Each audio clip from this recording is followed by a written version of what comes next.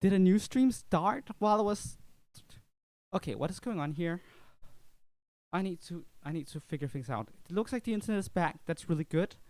I guess Streamlabs must have connected on its own, but also just been informed by my moderator that Streamlabs has created a new stream. I need to have a look at this so that I know what is going on, because otherwise I'll. Oh, this is very stressful situation right now for me. But yeah, for those of you who are not who does not know, what happened was the router became unplugged in the living room while I was streaming, and that affected the stream immediately. So let me see here.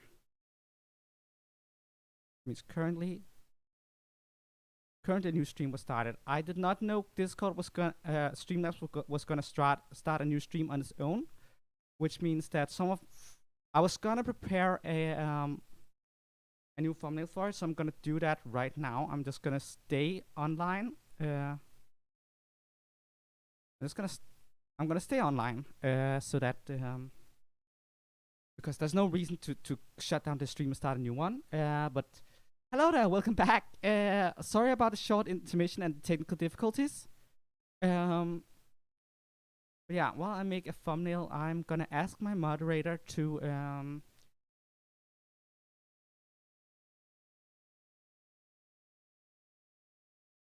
actually, I might as well do that myself. Take the link of the new stream.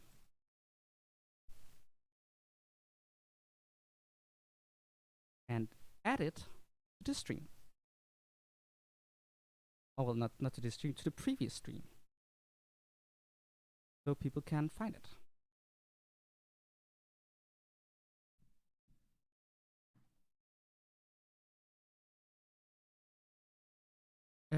So go.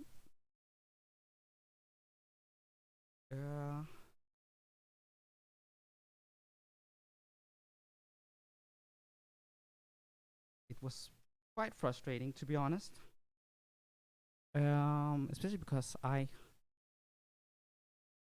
not big on all these well, you call it interruptions. Okay, go. Going back here. I'm sorry for whatever sounds may come about right now that may be of nuisance. Gonna have to do some editing on the video. As I said, we're not gonna proceed with the game right now. We will be proceeding with the game once we're done here, but I'm gonna make sure this entire stream will be what it's supposed to.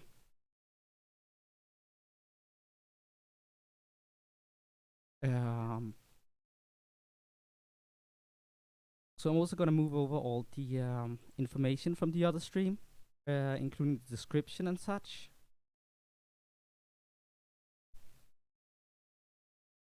So that's gonna take a second. Doing that right now. Again, I'm really sorry about all of this. It's just kind of complicated right now. It also, like, right now I'm not looking at the chat because I want to finish this as quickly as possible so we can get back to the game. Again, sorry about this. Technical difficulties happen sometimes, and this one was completely out of my hands. Like, I've gotten a new computer, which should mean less technical difficulties going forward, but the router came unplugged. What am I to do? I could not have prevented that. I wasn't in the living room. I wouldn't have known. Yeah, that's just frustrating. No?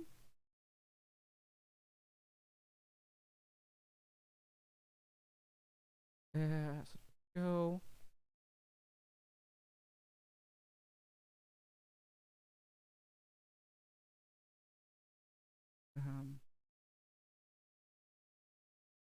Something's still lacking from this stream, and that's the... Nope, it does say which game it is. Good. Actually, it does it. It does. Wrong one. That's not...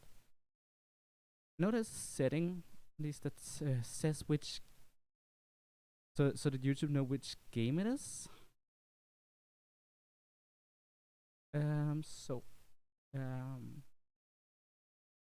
Game title, there we go. Vox Syreni Investigations 2 from 2011. There we go. That should be nearly everything. I'm not entirely done, and I know you can't see what I'm doing, but I'm just gonna be talking to keep things going. So yeah.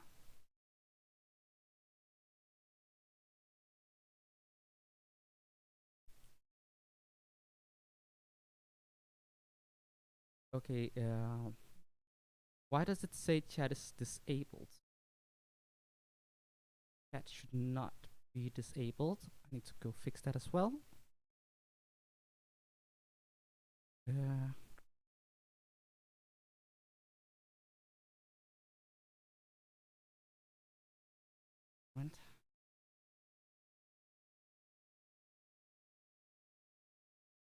This is... I had a headache right now.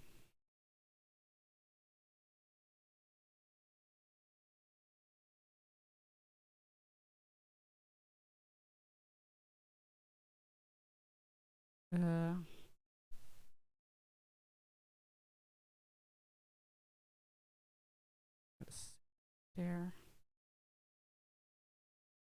The chat is disabled. How would I where do I enable chat? Oh, this is just very stressful having to do this while we're live.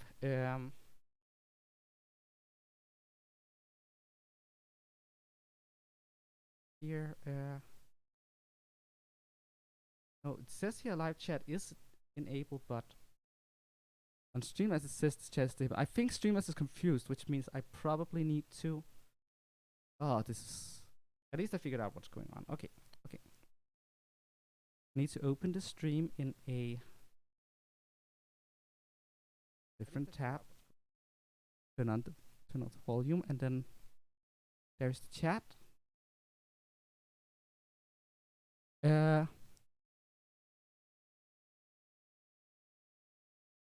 Yeah, I should probably add a timestamp in the description post. I'm seeing the chat now. Hi, Emily. Yeah, I'm dealing with a lot of really frustrating what's called really frustrating technical difficulties. What happened was that the router came unplugged, and so I tried to solve that issue while Streamlabs open. While when the internet came back, Streamlabs was like, "Oh, let's reconnect." Except Streamlabs was so dumb that it couldn't reconnect to the previous stream anymore, or either YouTube ended or something like that. So Streamlabs opened an entirely new stream, and now I'm trying to make the new stream do what I wanted to. But in the meantime, enjoy the juggling squirrels. But we're almost done with the technical difficulties. As that, I need to prepare a thumbnail for the new stream, so that it's not just a screenshot of spoiler McSpoiler face here, because that's just generally bad if you ask me. Like generally I don't mind temporarily just using screenshot if something like this happened, but in the case of spoiler McSpoiler face, not a good idea. No, I want him so not on the thumbnail with his most evil facial expression. Like, no, we're not gonna make the mastermind of the freaking game on the thumbnail even temporarily. I don't like that. So let's fix that. And once that is the last thing I need to fix before I can return to the game. So we're almost ready. But also, like, this generally sucks. Oh, I'm again very sorry about all of this. Very frustrated. I'm gonna do. I think I'm gonna do 2 timestamps once we get back to once we're done with the stream. I'm gonna do a timestamp for when I'm back and I realize what is going on, and door behind me is closed. And after that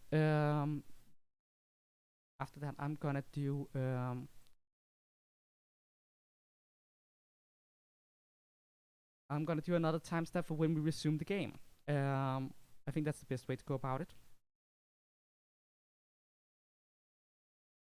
Come on. Okay.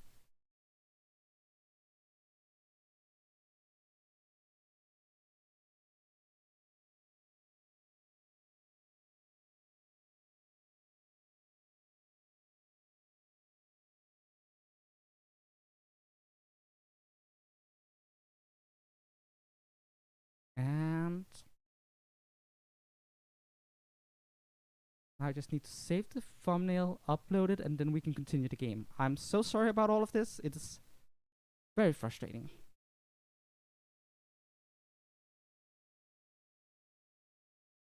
There we go.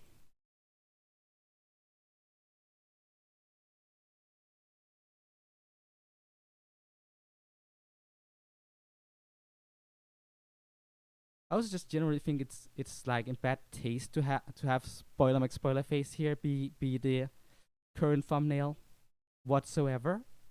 I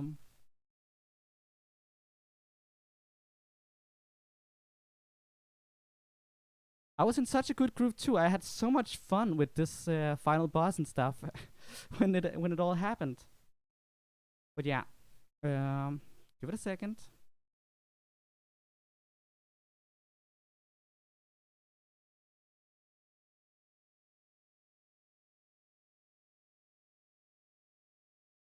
And I think that should be it. I think everything's fixed. Kinda. The chat still is kinda weird, but It's what I can do. I don't have my headphones in, so I'm gonna put those in now, and then we're gonna continue the game. To summarize what's happened up to now, we concluded that that the Simon Keys is the key figure in this case. That he's the bad guy. We came to confront him, and he tried to manipulate Kay. Edgeworth immediately called him out on it and said, I see how your manipulative strategies works and how you control people. Well, that's not gonna work this time. Which Simon immediately transformed into his villain mode, and now he's just being full of very obvious lying, but also like you can tell he's very manipulative talk. And right now, Edgeworth was like, that balloon you're riding around, and that's the one that was used in the murder. And he's like I said, it's just a coincidence. So yeah, let's continue from here. Simply happened to pass by the Grand Tower when that photo was taken. I shall determine whether or not it was a coincidence after I hear your full story. Balloon practice. It's true, I practiced with the balloon 2 nights ago. Hold it! Was the balloon launched from this tent? There's a nice big park near the Sunshine Coliseum. I always launch the balloon there. I see, in that case, how do you transport the balloon to the park? Well, it's too heavy to carry by hand. It weighs several hundred pounds. And yet, it can fly in the sky. Amazing, isn't it? I asked you how you transported it. Now answer the question. Oh, I can't even make some small talk? You're mean, Mr. Edgeworth. I used the truck. The balloon is loaded onto the back of the truck. A truck? Yeah, the last time I took the truck and the balloon out was 2 days ago. I cannot overlook that piece of testimony. Last time I took the truck and the balloon out was 2 days ago.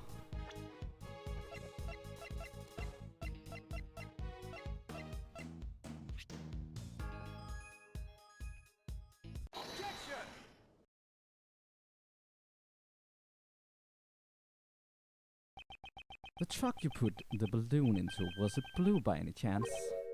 Blue? So what if it is? Today we saw a blue truck carrying a large basket. If that truck just so happened to be yours, then your claim that you last used it 2 days ago becomes a lie.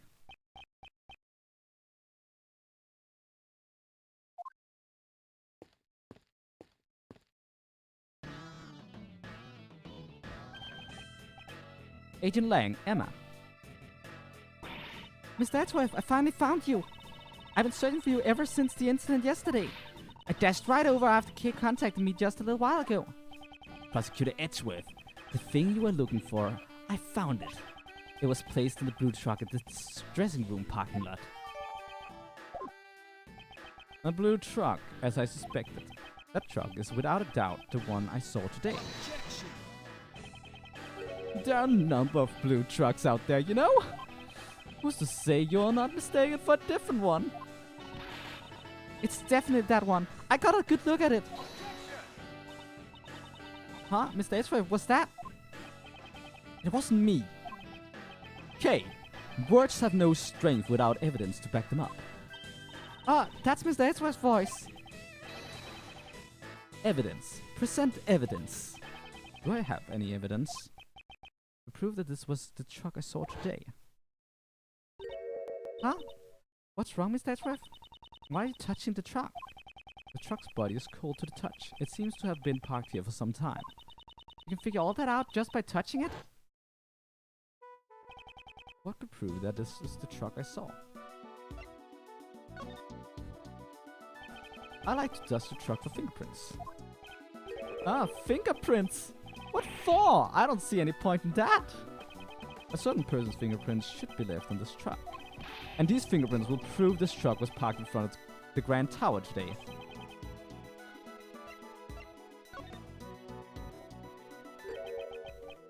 Edgeworth, your fingerprints? Indeed, earlier today they touched a truck at the plaza in front of the Grand Tower. I like to dust for my prints. Emma, might I request a scientific investigation?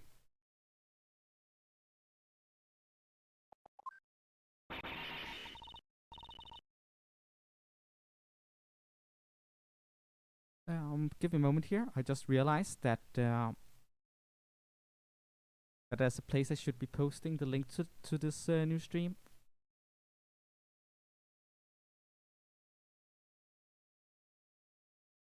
Oh, someone already did that for me. My moderator did. Oh, it is wonderful to have people who work with you. But yeah, let's continue, shall we? That's what I'm here for. Just leave it to me. All right, well said. Go ahead, Mr. Edgeworth. Wait, you want me to do it?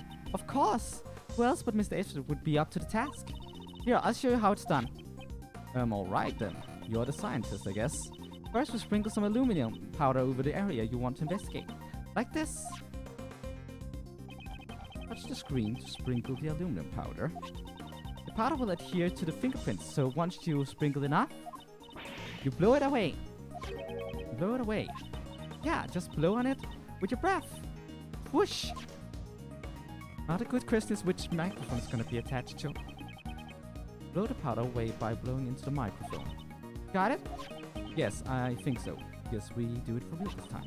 Just so you know, the key point is to sprinkle the powder all over.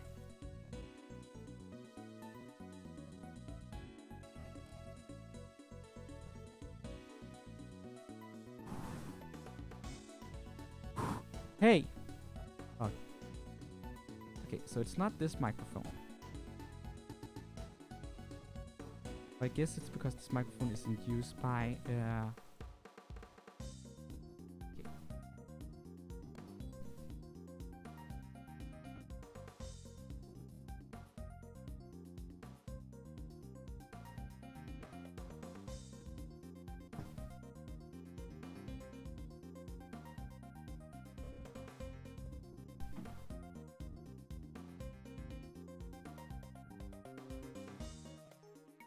Okay, I have no idea which microphone it is.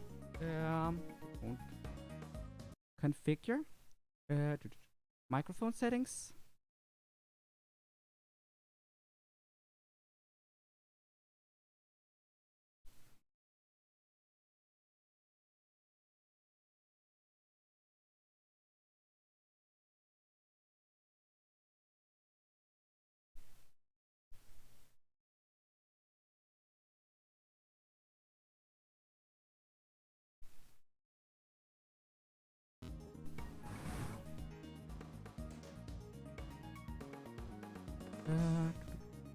Do.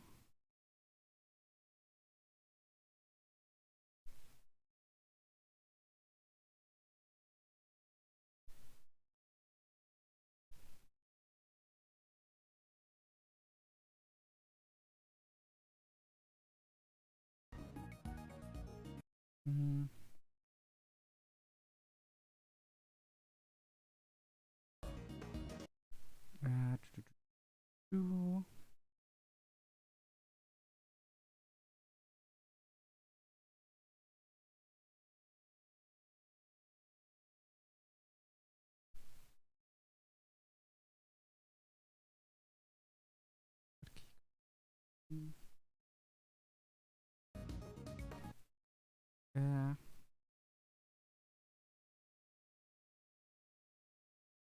Okay.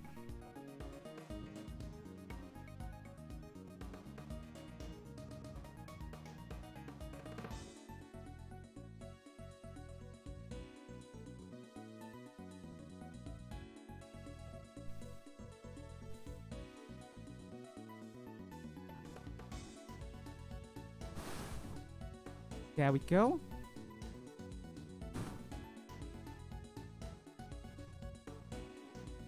That worked out. You got one. That's nice, clean fingerprint. Let's run the prints against mine post haste. Alright, just leave it to me.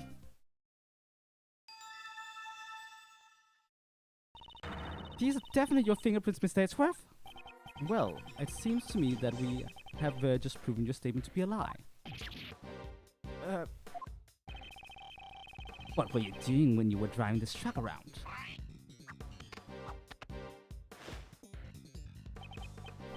Just taking it for a joyride. Kay was abducted 2 nights ago. Your balloon was sighted not far from the scene. Today there was another kidnapping in which a garbage truck was used. And once again, your truck was seen nearby. This all sounds like nothing more than a pure coincidence to me. Though it was pure coincidence that you parked near 2 separate kidnappings. I doubt that. You were involved in both kidnappings, weren't you? Isn't that a bit rash to automatically assume that the 2 kidnappings were connected? And what if I had evidence to prove that the 2 crimes were performed by the same culprit? Oh, you're serious? I can't wait to hear this! What did Kay and John's kidnapping have in common?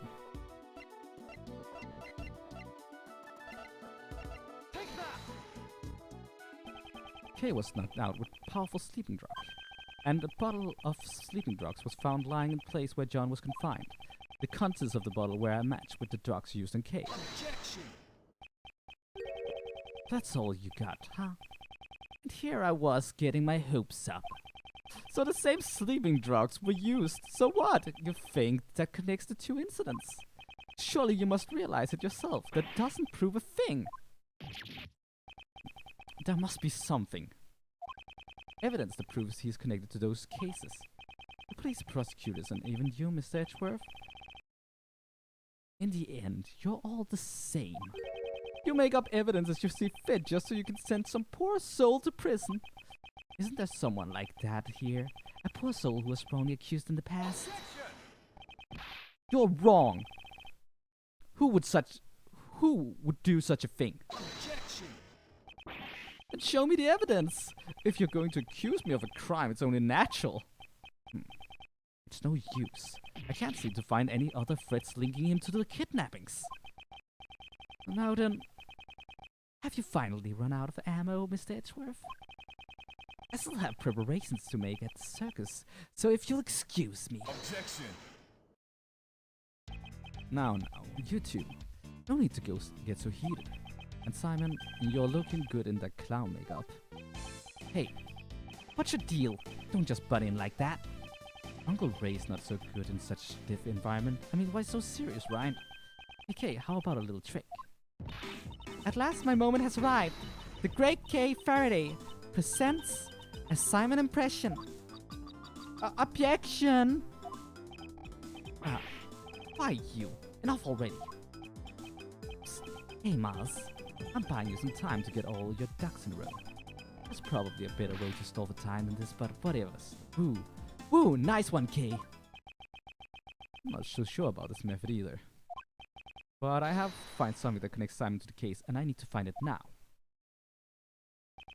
Is there evidence not related to the kidnapping that's connected to the mastermind's identity?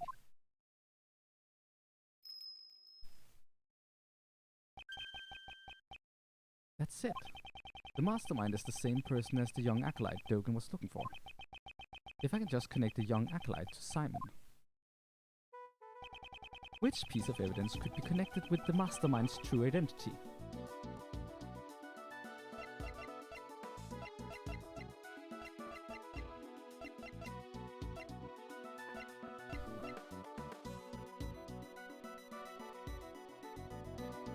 I found it. This evidence connects you to the case. Really now? That's interesting. Well then show me how it's connected. Leave it to me. If you hold it like this and turn it this way. Too bad. Epic fail, Mr. Edgeworth. Whose side are you on anyways? What connects them as the mastermind?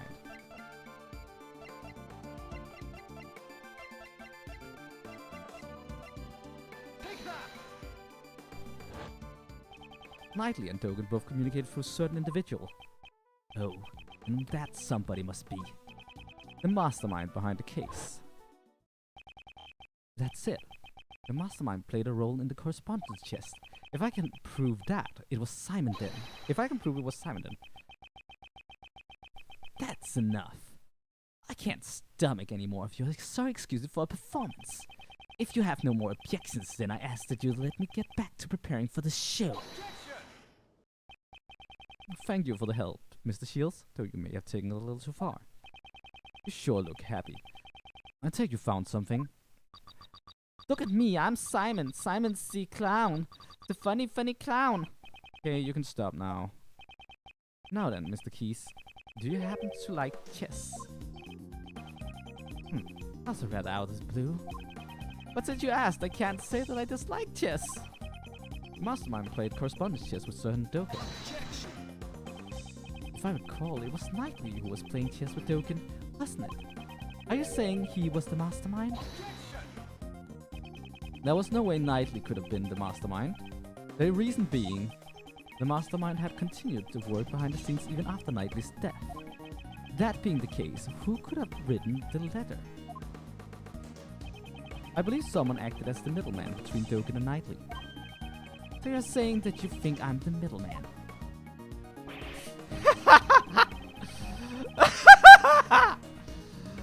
And just why would I have to go to all that trouble and do something like that? Most likely to make it appear as if there were a connection between Knightley and Doken. And as a result, Knightley was killed by Patricia Rowland.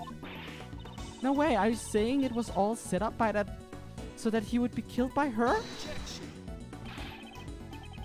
What are you saying? There's no way I could manipulate a person that far. Look at me, it takes all I have just to get the animals to perform tricks! If only just a scrap of letters he exchanged with Knightley still remained. It'd be decisive evidence. I'd like to investigate your room. That could be decisive. If it's the letters you're looking for, you won't find any in there. What? I'm the type of guy who throws his letters away as soon as he's done reading them. Where's the point in living in the past? Does that mean he's already gotten rid of the evidence?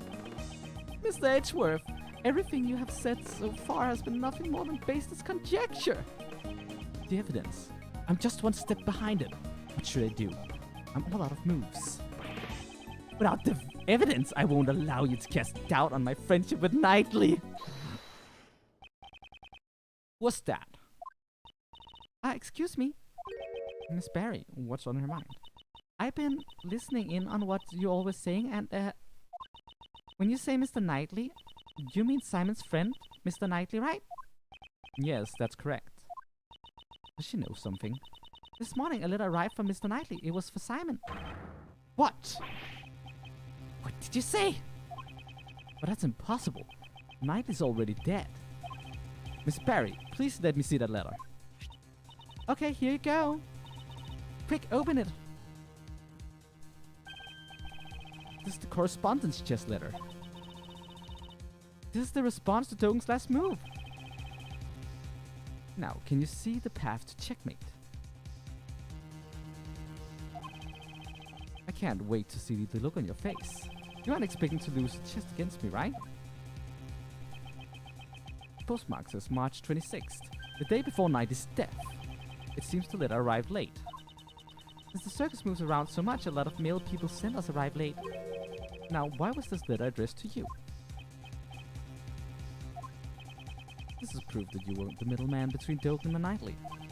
Normally, you would transcribe this letter into Braille before sending it to Doken. And in doing so, you created a connection between him and Knightley. Damn it! Curse you, Knightley! Why must you continue to interfere? Simon, why? Wasn't Knightley your only friend? Ha! Don't be ridiculous! I stopped thinking of him as a friend 18 years ago. 18 years ago? Would that have been the day of the IS-7 incident? Thanks to Knightley, I nearly died that day in the snowstorm, while I was on my way to the contest venue where my father was waiting. Knightley suddenly appeared. He held me down, tied up my hands and feet, and with my tears streaming down his face. He kept apologizing. My dad's too scary. I can't disobey him. Please forgive me. I'm sorry. Stop it, Horace. I promised my dad. I said I'd taste his desserts. If I'm not dead, Dad will be in trouble. I'm gonna let everyone know my dad's desserts are the best in the world. After that, he locked us inside a car. It was cold. I could see my own breath. Before we knew it, the doors had frozen shut and not even he could get them open. And then I lost my father. What? Your father? Horace Knightley was the son of the murderer who killed my father.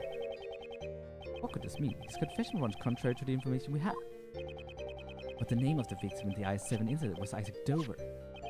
Isaac Dover is my father's name. 18 years ago, my memories were muddled from the shock of my near-death experience. But it wasn't until later that I learned the truth. On that day, my father was murdered. The culprit of the I-7 incident was a confectionery by the name of Dane Gustavia. Ha! So that was the name of Knightley's father? That low-life scum of the earth killed my father. Just the thought of him makes me sick. So you knew who the culprit was all along? Ha! Of course not! Had I known, I would have tipped off the police a long time ago. All I knew was that Knightley's father was trying to set up my own father. That's why I immediately knew that the one who died that day was my dad. Knightley had a hand in my father's murder. That traitor. He was the son of a killer. It's so unnatural that he ended up dead. It would appear that you are the victim of a very serious misunderstanding. Misunderstanding? Just what are you talking about? Isaac Dover. At the time, he was actively working as a sculptor in France, under the name Pierre Hocot. Is that right? Oh, I'm sorry to say I don't remember that at all. Huh. It's only natural you don't remember. After all, he's not your real father. Huh? What is that supposed to be a joke? I'm not amused. You won't be able to laugh at all once I reveal the truth to you. This piece of evidence proves that you are not Isaac Dover's son.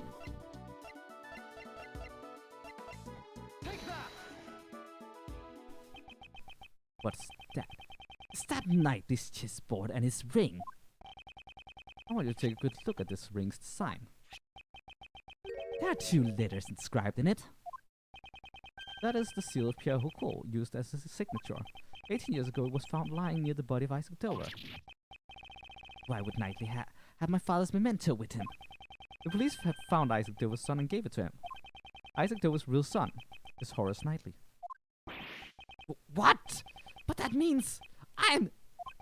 In other words, you are the son, are Dane Gustavia's son.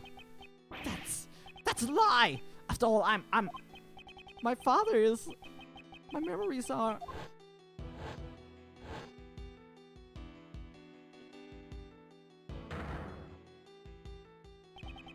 I lost my father because Knightley stuck me up in the car. That's why I thought it would be fitting if he were killed as well.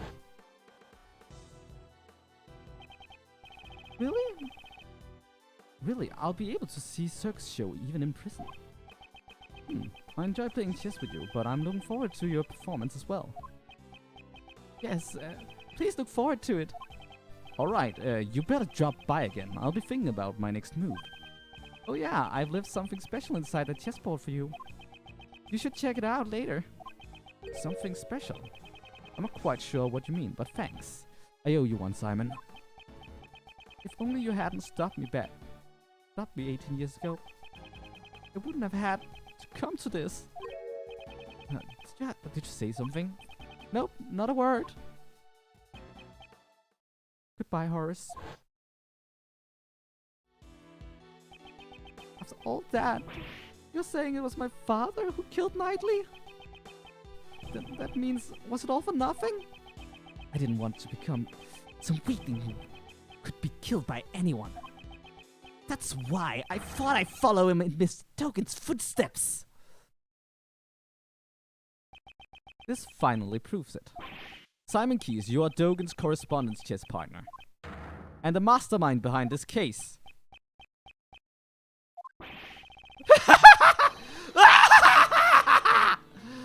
Ah, that's right, it was me. I'm the mastermind behind all of this. He's finally showing his true colors. As you all know, I witnessed the incident 12 years ago. The President Wang assassination. So the child who drew that picture was Simon Keyes. When I was found out, I was subjected to horrible interrogations over and over by that heartless Patricia. I'd spent the night trembling in my bed, terrified of what the next day would bring. I'm sure you can understand why I'd want to sneak out of there, right? However, Blaze would have the likely sent pursuers after you. Exactly, I was on the run from him every waking moment, 24 hours a day, 365 days a year. I couldn't even sleep at night. I jump at the slightest noise. And that's why I became a circus performer. Blaze the Best was the chief prosecutor and Patricia Rowland was the warden of the prison. No ordinary person would be a match for those two, and there were no adults I could rely on. Furthermore, behind the scenes was the body double who had set those two in motion. Though he was a fake, I was up against a nation's president. Talk about utter despair, right? My only ally was Mr. Dogen. He saved my life after all. He actually helped me out, unlike Knightley. If this story is true, it's ironic. Dogen, the fiendish assassin, was idolized by the child he saved. If I followed in his footsteps, I'd no longer have to worry about being eaten alive. That's right, now it's my turn! My turn to devour those who would feed upon me! And I suppose you never thought to seek help from the police. No way, no way, no way! As long as Blaze was around, any evidence would be destroyed by him. Actually, didn't something like that almost happen today during Patricia's trial? I knew from the very beginning that things would turn out like this. Here it is from Patricia Rowland's trial. Well, he's saying that he expected the evidence would be destroyed. I see, so that's why you kidnapped John. To force a guilty verdict even in the absence of evidence. Who's to say? But in order to expose the crimes of 12 years ago, there was no other choice. That's according to you. However, Blaze also attempted to kidnap John in order to manipulate the trial in his favor. Your methods are no different than those of the people you despise. That's only if I were actually the kidnapper. But I would never do anything so evil. No way, no way, no way, no way. I just simply couldn't. Besides, Mr. Edgeworth, I'm actually quite thankful to the real criminals. For giving me the opportunity to extract such sweet vengeance!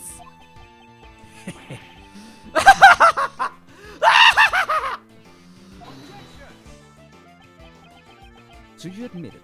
Your motive was revenge. Yeah, I admit it. So what? Oh, I hold a grudge against those creeps.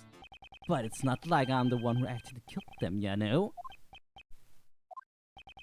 Truth be told, all I did was send some letters.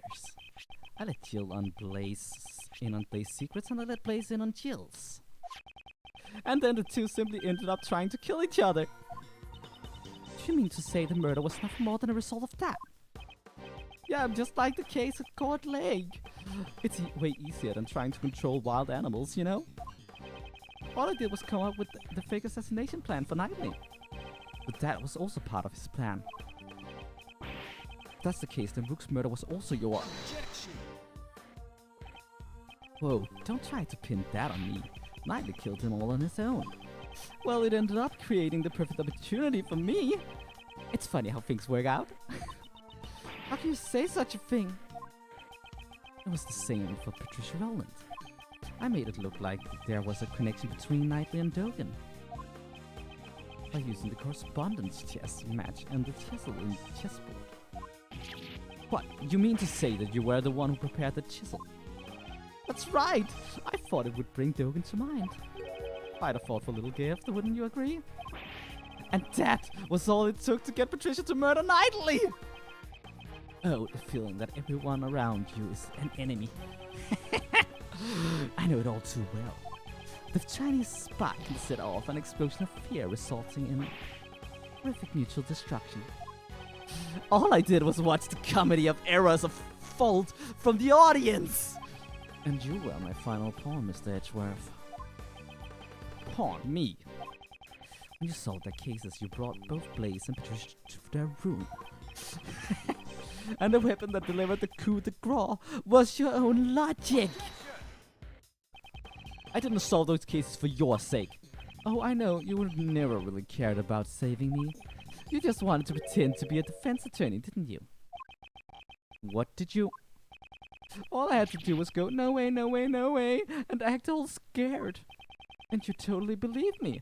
You were giving it your all, trying to save me. So even your arrest was just a ploy to make me use my logic. To be fair, getting arrested wasn't part of the plan. When people began to suspect that the chisel I sent was the murder weapon, honestly, I broke out in a cold sweat. I thought for sure it would be curtains for me. But then, a turnabout of miraculous proportions.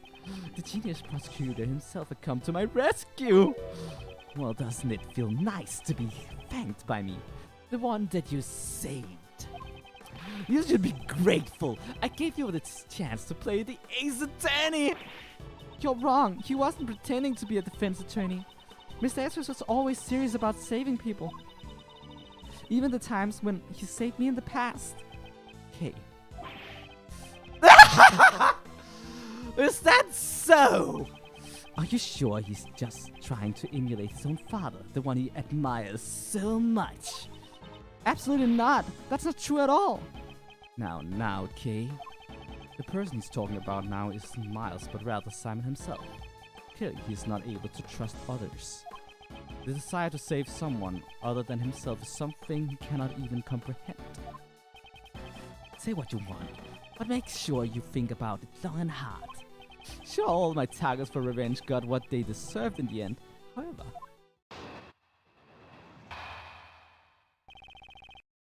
instigating murder. Think about it. Can any one of my actions really be considered a crime? Yeah, I instigated murder. There's not a single word about that in the letter, is there? If I had said the word kill even once, guess it could be considered instigation. Or maybe I did say it, but there's no way for you to prove it. What are you saying? You kidnapped me. I'm sorry, but that hasn't been proven yet, has it? The only thing I admitted to was sending the letters. That's... Besides, those letters contained no threats or coercions. I simply conveyed information that each recipient would find beneficial. You crafty little... Can't we do something about it? What was it he said? Integrating murder? Instigating murder is when a person directs someone else to commit murder. The person who directed the murder can be charged as if he committed the crime himself. So we just had to find proof that he directed those murders. You make it sound so easy. To be honest, it kind of pisses me off a little. You're all trying to frame an innocent person for murder. Don't you understand? I'm not obligated to waste any more time on this pointless discussion. The police are waiting for you outside of this tent. You have nowhere to run. Really now, you think wouldn't have an escape route prepared? For example, let's say I gave an order so that all the animals here attacked you. Now, what if I were to take my leave during the ensuing chaos? What'd you say? You can't be serious. It was just an example. Wouldn't that make for an interesting show? Here's another idea. What if I pulled out a hidden gun and took John hostage? That might be more exciting. I will never allow you to do such a thing. I can't tell whether or not Simon is being serious. However, when it comes to him, we should consider anything with possibility. If you continue to bore me with your drivel, I'll end the show right here. I like to keep that in mind before you make any baseless objections. I cannot make any careless remarks. Isn't there some way I can charge him with his crimes?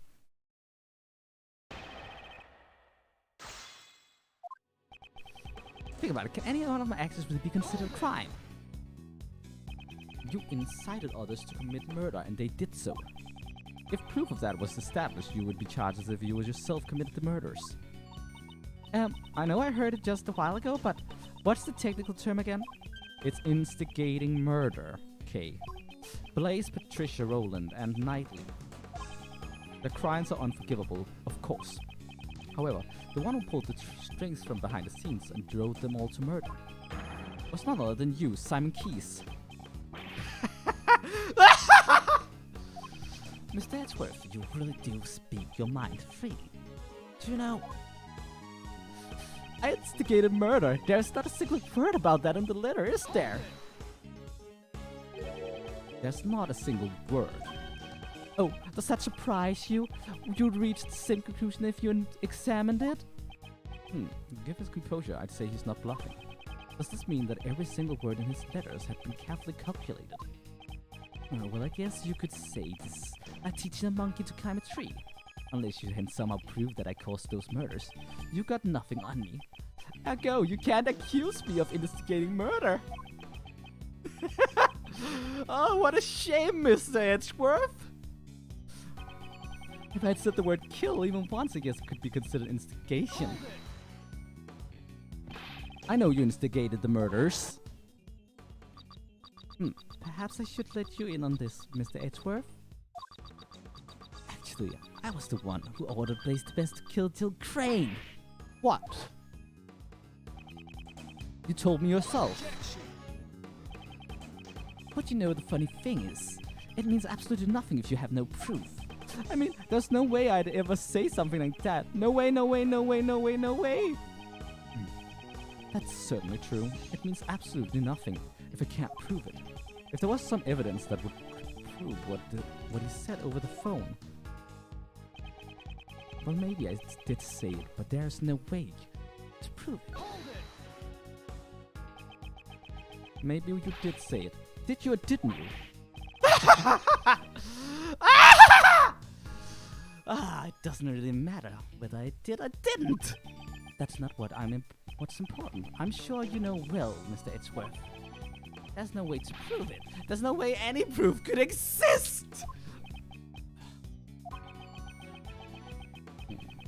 Until I find some sort of proof, my arguments are meaningless. Should I press him to draw out more information or review the evidence? At any rate, I must find some way to break through his defense. He confessed to me over the phone. He told me he had Blaze kill Miss Crane. If only there was some evidence that could prove what he said over the phone. Yeah, can any one of my actions be considered crime? Well, maybe I said it. There's no way to prove it.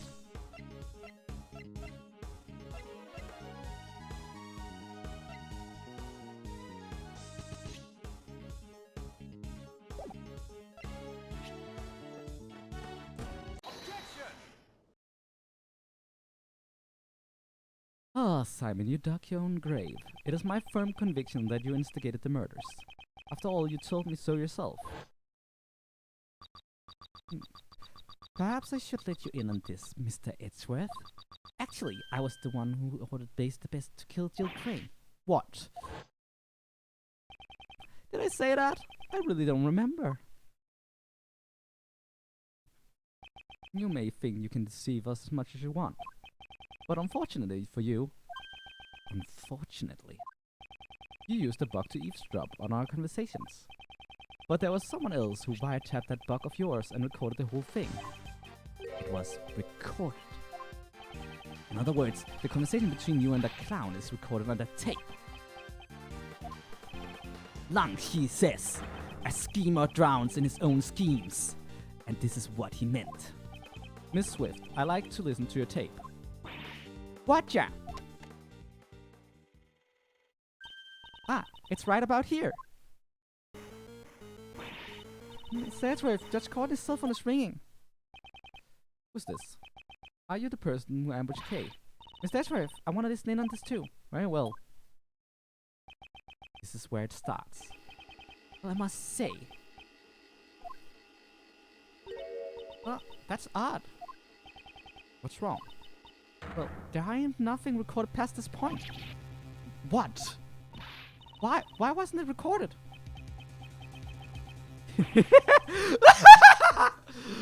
Oh, too bad, so sad. Did you really think I'd leave behind any incriminating evidence? The pocket planner has a special feature. It can be turned on and off with a remote control. What? That sort of thing exists? Certainly remote-controlled listening devices do exist. However, I say you switched off the device so that your own voice would not be recorded? Precisely! Impossible. You couldn't have done that unless you knew you were being recorded. Isn't it obvious I knew? I guess you just don't get it. You could call it a hunch. I had a feeling I was being wiretapped. Miss Swift, was it? I figured things out because you knew about the kidnapping. Don't tell me. You were listening in on that conversation. That's right! Though, come to think of it, I'm surprised you didn't realize it until now! Some genius prosecutor you turned out to be, Mr. Edgeworth! Oh my, and what was the end result of all this? Oh, since you don't have any proof of the instigation charges, it's game over, man! Mr. Prosecutor, has my recording not helped to you at all?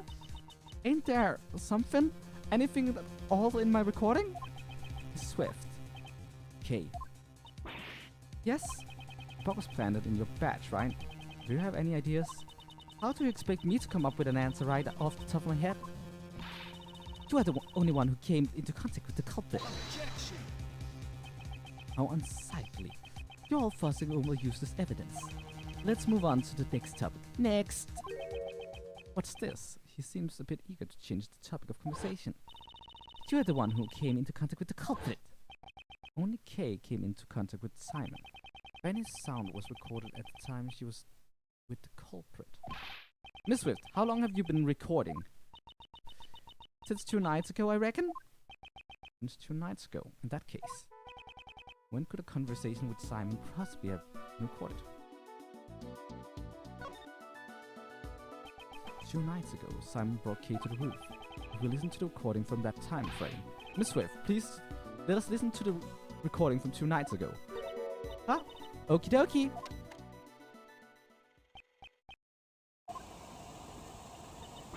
This is the sound of a hot air balloon.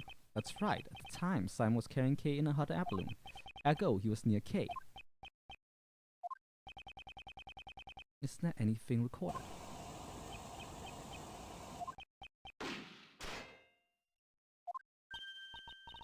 That was a gunshot. It seems you were quick to deactivate the bug. However, you were a little too late. You can't run anymore. That gunshot ties you to the case. Ah, what are you saying? There's no gun involved in this case, is there?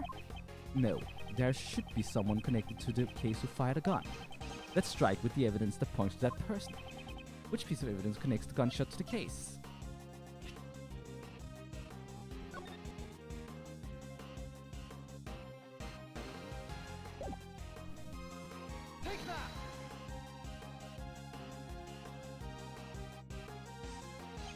It's written right here in the body double autopsy report.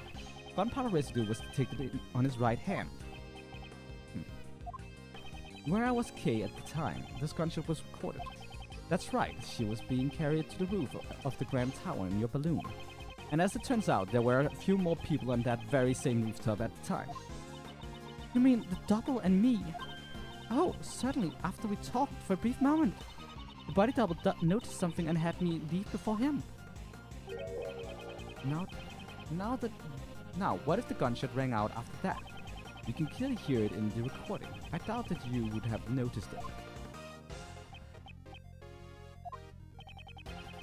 Do you intend to feign ignorance until the very end? That's nothing more than mere conjecture. What we heard on the recording was not just a gunshot. If you listen closely, you can hear the bullet hitting something. If the body double was aiming at Simon, then the bullet may have struck which piece of evidence? The body double likely fired the gun at the balloon. If we assume that the bullet hit something, it would have been the balloon's basket. Let's examine it immediately.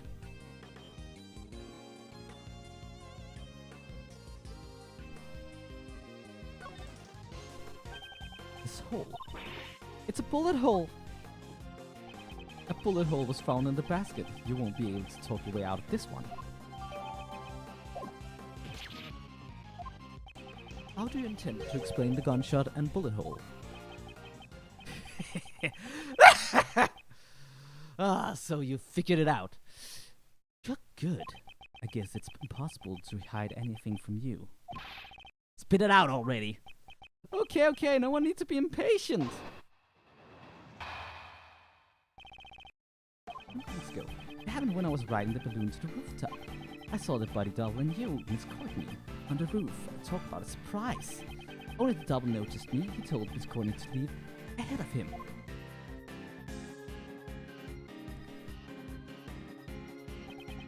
He then pointed a gun at me and fired. Why did he want to shoot down the balloon? It's simple. The body double had intended to kill Miss Courtney. Kill me? That's right! You talked to the double about John, didn't you? Well, it's not like the body double would have met with you otherwise. From his point of view, it was like showing him evidence that he was a fake. You mean he was afraid of Judge Courtney because she knew about John's past? Afraid? That's exactly right! That body double was a coward after all. I even remember how his hands were trembling when he fired that gun at my balloon. Are you all clear now? I was only there by chance. Just a friendly witness was passing by.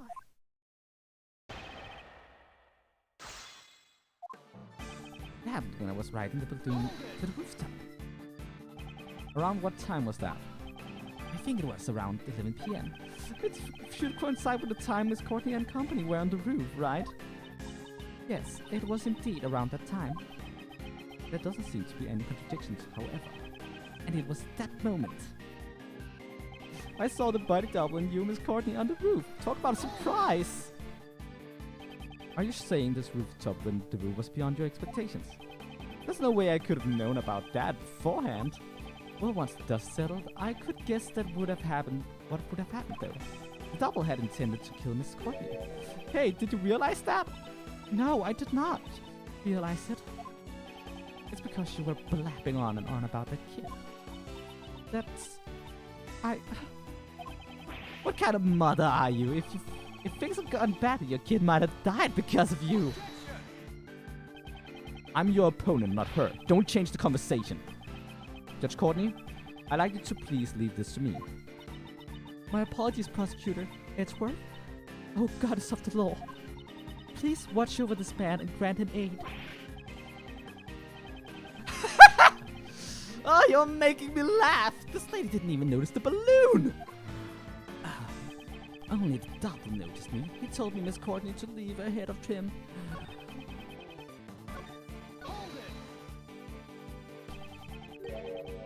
He had to leave ahead of him. Didn't you say the body double had planned to kill her? Maybe he thought it would be bad if someone saw the scene of the murder. At the time, no one knew that the president was a fake, right? Once he got info on John, he'd be able to kill both mother and son whenever he wanted.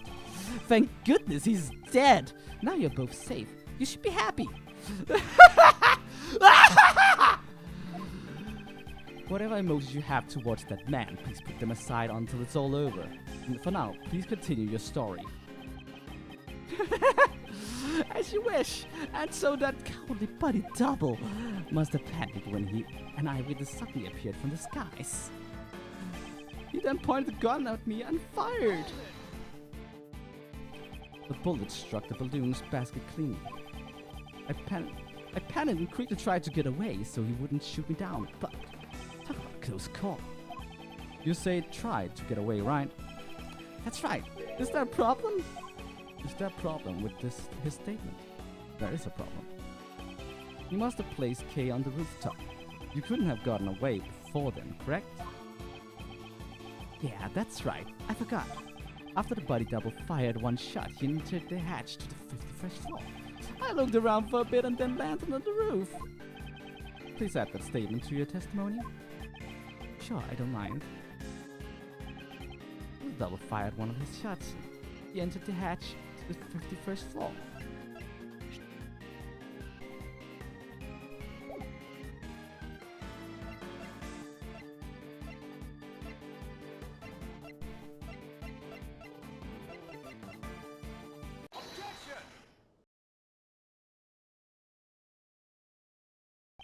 Once again, you lied. Lied. The body double could not have entered the storage room on the 51st floor 2 nights ago. Miss Hart's testimony proves it. What? How can you trust that sham journalist's testimony? What'd you say? You can't insult my mentor like that. 2 nights ago, that lady was staking out the 51st floor. Given that, just how did that body double leave the roof? Indeed, that is what we must now prove. If he did not use the elevator or the 51st floor to leave the roof, then only one route remains. How did the body double leave the roof without using the elevator on the 51st floor? The body double flew. Key. Flew? Simon Keys, you rode in your balloon. Hey, stop joking around. Why would I have needed to give the body double a lift? The elevator had a security camera and the 51st floor was being watched by Miss Hart. Your balloon was the only way the body double could have left the roof.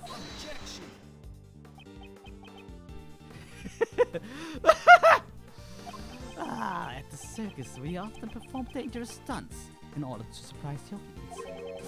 You think you got me cornered? Sorry, but the show ends here. What? Hey you, Lada, was it? I'd like to ask you something. Are you saying you stood a watch on the 51st floor the entire time? Without any breaks? Well, I reckon, course, there ain't no mistakes in my testimony. Really now, but didn't the sound of Mr. Edgeworth's assistant falling into the storeroom cause you to faint? I didn't mention it before, but after that I might have dozed off for a little.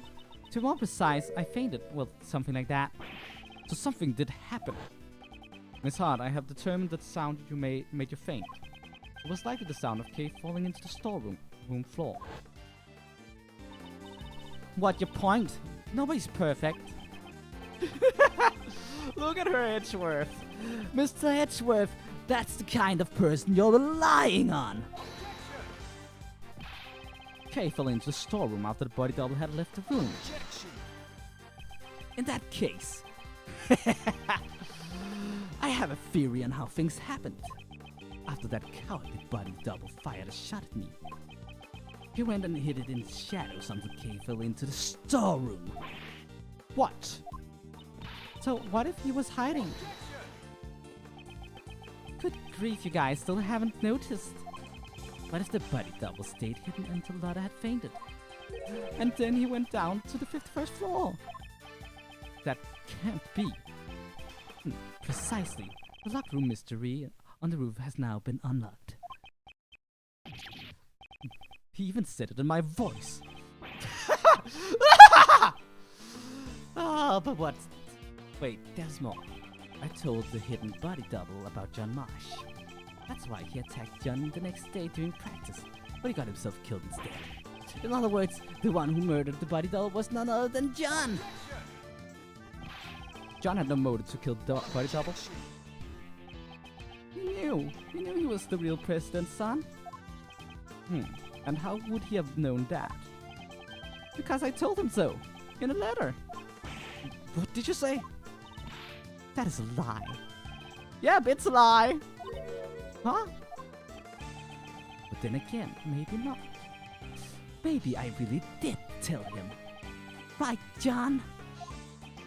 It's true that I caused Musilla's head to fall. But I didn't know about my dad until today. I'm not lying.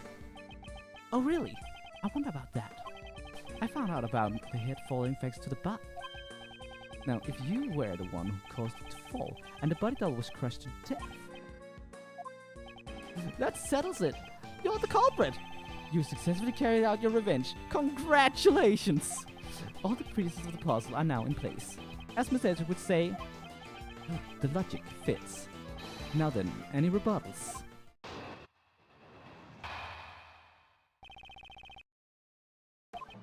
Manipulate humans into fighting each other. Sounds just like me, right? I did the same thing to Knightley and Blaze. At any rate, there's no way the body double could have gone for a ride on my balloon. Double was crushed by the monster's head, right? And who was it that caused the monster's head to fall? You understand now. who are the body double's real killers. The truth that I provided them with gave them a big motive for murder. Get it? Those two tried to kill each other because of the truth you're so fond of. Impossible. Hey, you detectives over there, hurry up and arrest this murderer! What's wrong? Why aren't you moving? Damn. I thought so! Just admit it in the end. Aren't you all the same as Blaze and the body doubles? You ignore the prime suspect and come after me without any evidence. How easily can it be distorted to best suit your needs? This law you all believe in. That is by no means true. If you are not gonna arrest anyone, maybe I should have a talk with the policemen instead outside. If I tell them that John Marsh is the killer, they'll be forced to take action. Simon Keyes, your testimony isn't over yet.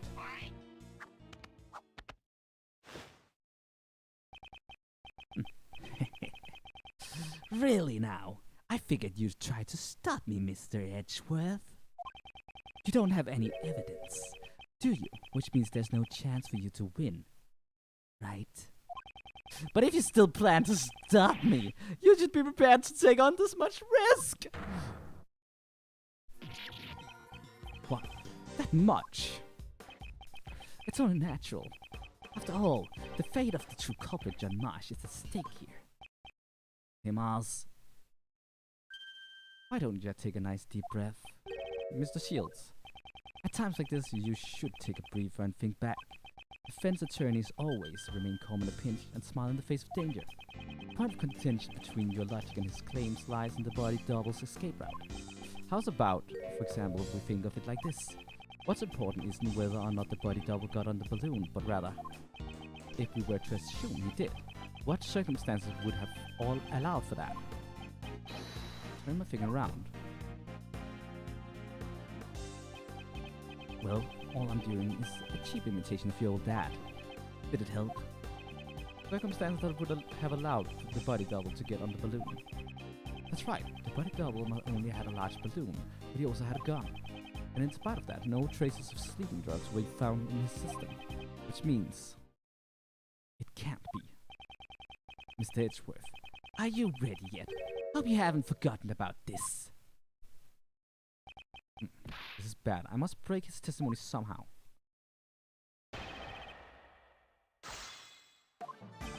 Manipulate humans into fighting with each other sounds just like me, right? So you manipulate the body double and John to do your will. You seem rather persistent about that, aren't you? Very much so. I'm an animal tamer after all. And isn't he the greatest animal in the world, man? I just tell people the truth, in order to help them get revenge. They should all be thanking me. Mr. Edgeworth, I'm kinda scared. Steel yourself, Kay. One who sows seeds of revenge as a jest. This is an opponent we must stop at all costs. Oh, the sense of past is scary. So scary. You'll never see your retribution coming. I did the same thing to Knightley and Blaze. So you still intend to insist that you were not directly involved to the very end? Right. I never dirtied my own hands. I just like to watch. As they hate and kill each other, never realizing that they were being manipulated all along. Spectating from afar, just like you did 12 years ago. I mean, it's this fight incident. Oh, that's so funny. If I remember correctly, all your father's hard work amounted to nothing. Wouldn't you normally call someone like that incompetent?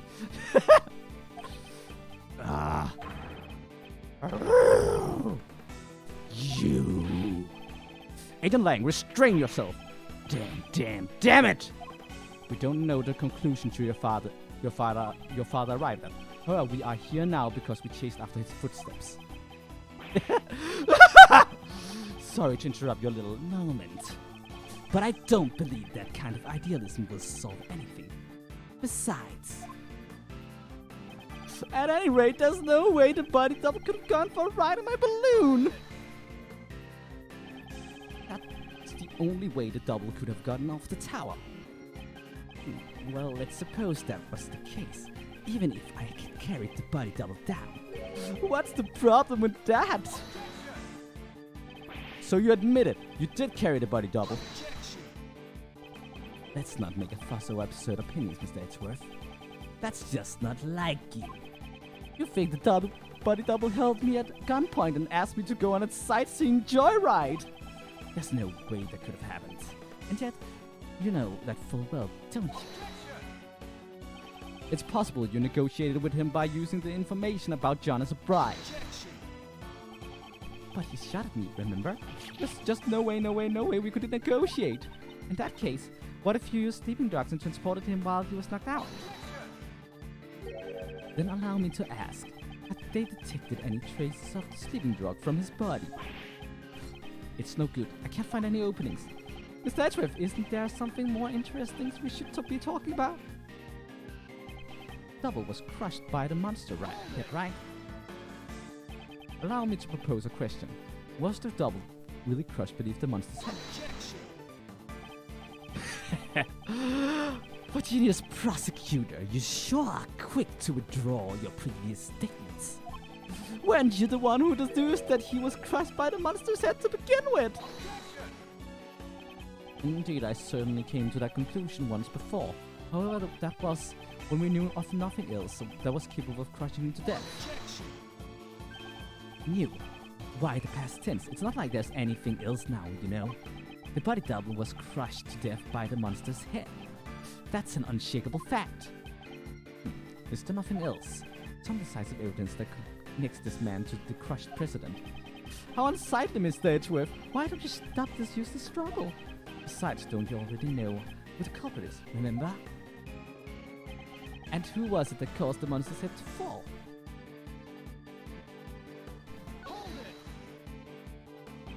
Certainly the one who caused the monster's head to fall was John, however. Even John himself admits to that. Well then, doesn't that settle everything? Good job, guys. Case closed. The one who killed the double was John Marsh. And since the police just happened to be here... No, not yet. There's still room for further investigation. Don't force yourself. Well then tell me, what else is there to investigate? And if you can't, I want that kid arrested as soon as possible.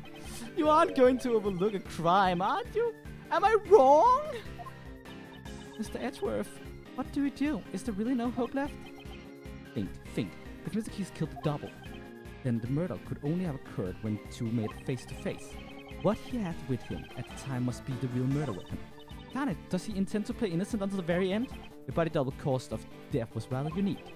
If he was crushed under the monster's head, then the killer would be John after all. Isn't there anything else that could have crushed the double? Something else that could have crushed the body double.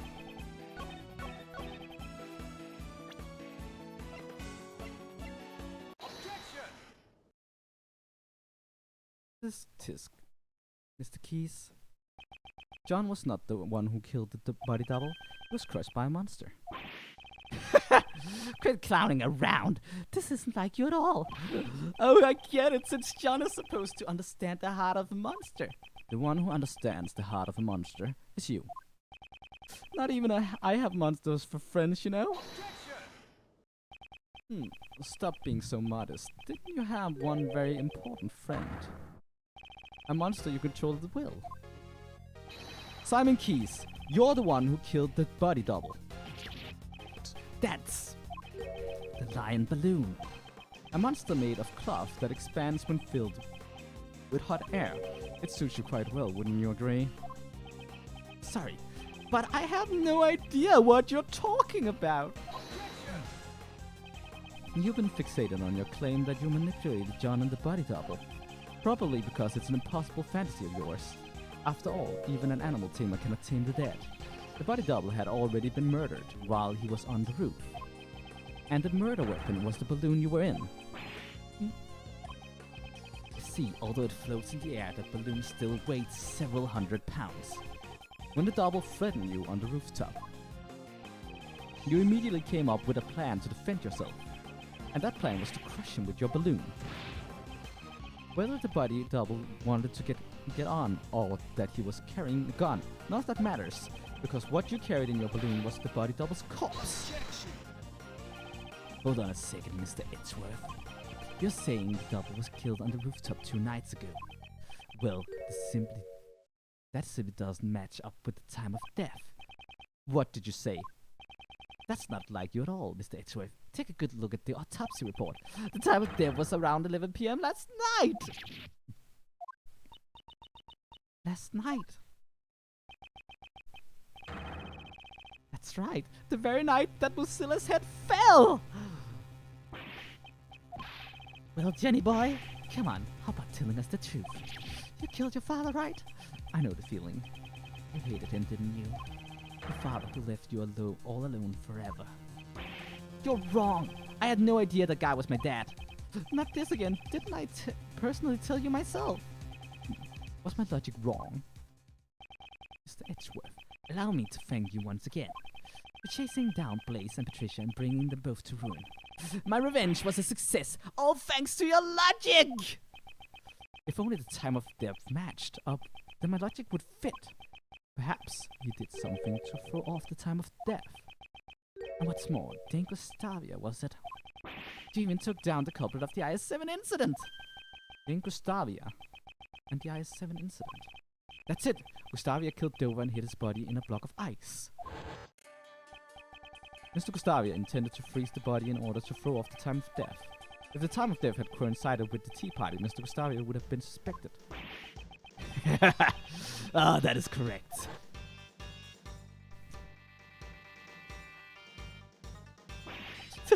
Oh, it's a shame that I didn't get to witness its destruction. How can you say that? Wasn't Mr. Gustavia your father, Simon?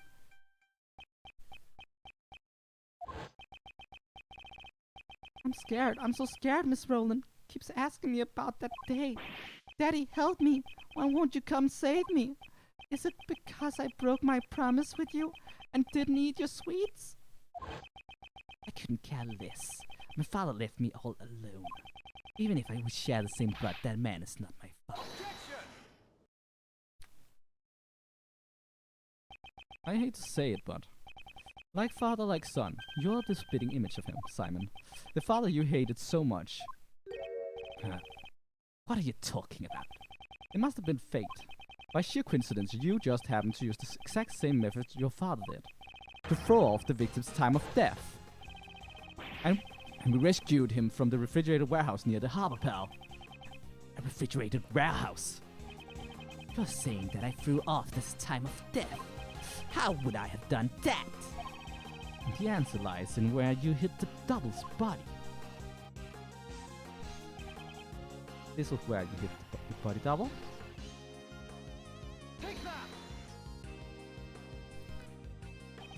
Throwing off the time of death by freezing the body along with John's kidnapping. It seems that everything is coming together. The kidnapping? Why are you going back to that? I don't know a thing about it. Don't forget, John was confined in a refrigerated warehouse. That's right, you kept the body double's corpse at that very same warehouse. 18 years ago, your father hid a body in the same way. What? My father? The one who abandoned me, who did the same thing? Who would have guessed that both father and son would use the same method? Stop it! Don't let me in with that guy! My father! I'm nothing like him. There's not a single connection between us. You may think so, but even now your bond with Mr. Gustavia still remains. Didn't you say once before, I don't like sweets? That may have come from the shock of losing your father, don't you think? You guys have no idea what you're saying. Even if you deny your father, aren't your thoughts and actions the same? Particularly your belief of sacrificing others to protect yourself. And finally, your crimes were brought to light just as his were. Oh.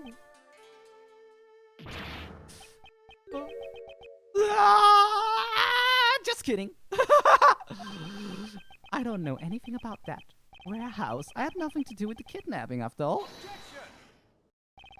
And also threatened Judge Courtney. It's clear that you partook in the kidnapping. How scary! Those who get involved with you will be charged with all sorts of crimes. In the end, there's no evidence for the instigation and for the kidnapping. None at all. Or what, are you gonna forge some evidence? Just like Blaze and the rest? I'll do nothing of the sort. Can't let him provoke me. You're always saying, I'll pursue the truth no matter what, right? Huh, don't make... You mean only the truth that's most convenient to you? After all, that's how the police pull the wool over the eyes of those without power. And that's why my revenge was necessary. None of you can catch me! Not Patricia, not Blaze, and not even you. Mr. Edgeworth, at this rate, isn't there anything we can do? Even though all my logic points to this man. I just need evidence. Even a single piece of evidence would suffice. Well, it's been fun, show, but it looks like it's time for the curtains to close. If you like, why don't you come see my next performance? I'll let you if you admit defeat.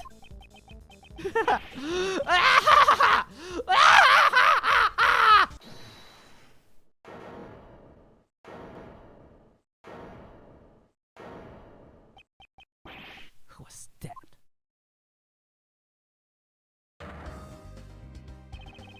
Sorry to keep you waiting, Mr. Edgeworth.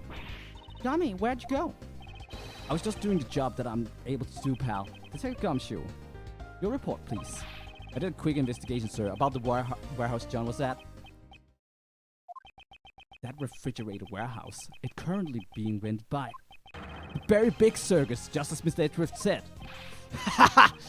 So it's... Oh, my voice. So it's finally here, our trump card. Well done, Detective Gumshoe. Now then, Mr. Keys. There must be some mistake. Maybe it has something to do with the circus. I see indeed, we are not well informed with the affairs of the circus. In that case, why don't we get your boss's opinion on this? Regina. We are renting a refrigerated warehouse to store the animals' food, but I don't know much about the place. After all, I let Simon handle everything. Curse you! Ah, Simon! How scary! What a shame. It seems your desperate actions after the crime were in vain. If the body was found in the warehouse, suspicion would fall on you, the one in charge. That's why you specifically moved the body back to the Grand Tower, wasn't it? However, us finding John confined to the warehouse was a fatal mistake on your part. Our resident Great Thief and Detective are both rather exemplary. What's wrong? I can even tell through your face paint that you're looking pale.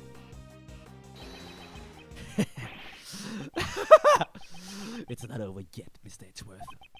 Your logic is missing the most important piece of evidence. Oh, please do tell. Isn't it obvious evidence that I killed the body double with the balloon? You can't present it, can you? After all, there's no way such evidence could possibly exist. The evidence? It exists. What you say? If Mr. Keys murdered the victim, traces of the murder should still remain here. Take that! It should become clear once we examine the basket of this balloon. The balloon again! Did you already find the bullet hole? There's no way you'll find anything else there. It'll be fine, right, Mr. Edgeworth? Mr. Edgeworth is a hero who always finds the truth no matter what he's up against. That's right, pal. Of course it's gonna be fine. Mr. Edgeworth has gotten out of more impossible situations than I can count. Miles, I believe in you, too. But more importantly, I'm sure your old man's watching over you believes in you as well.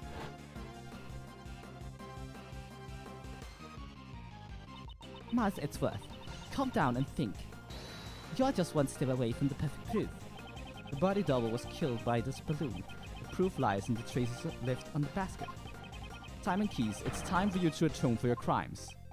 I'll see with my own eyes the moment this past case is settled once and for all. Please, Prosecutor Edgeworth, deliver the final blow to this unforgivable person. This is the final piece of evidence that proves your crimes. So let the balloons crush the victim.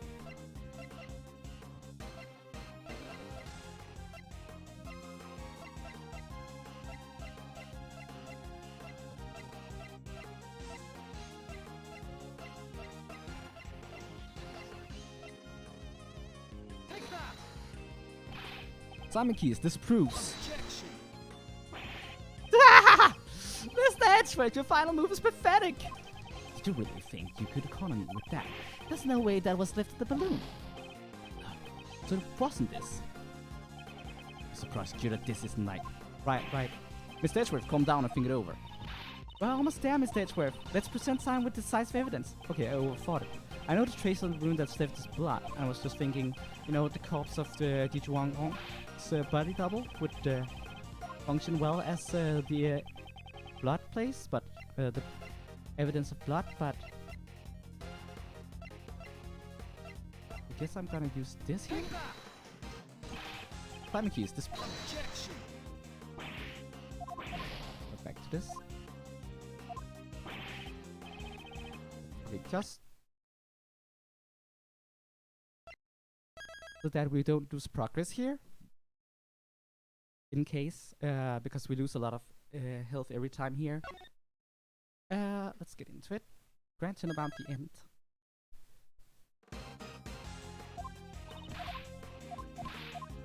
The final piece of evidence.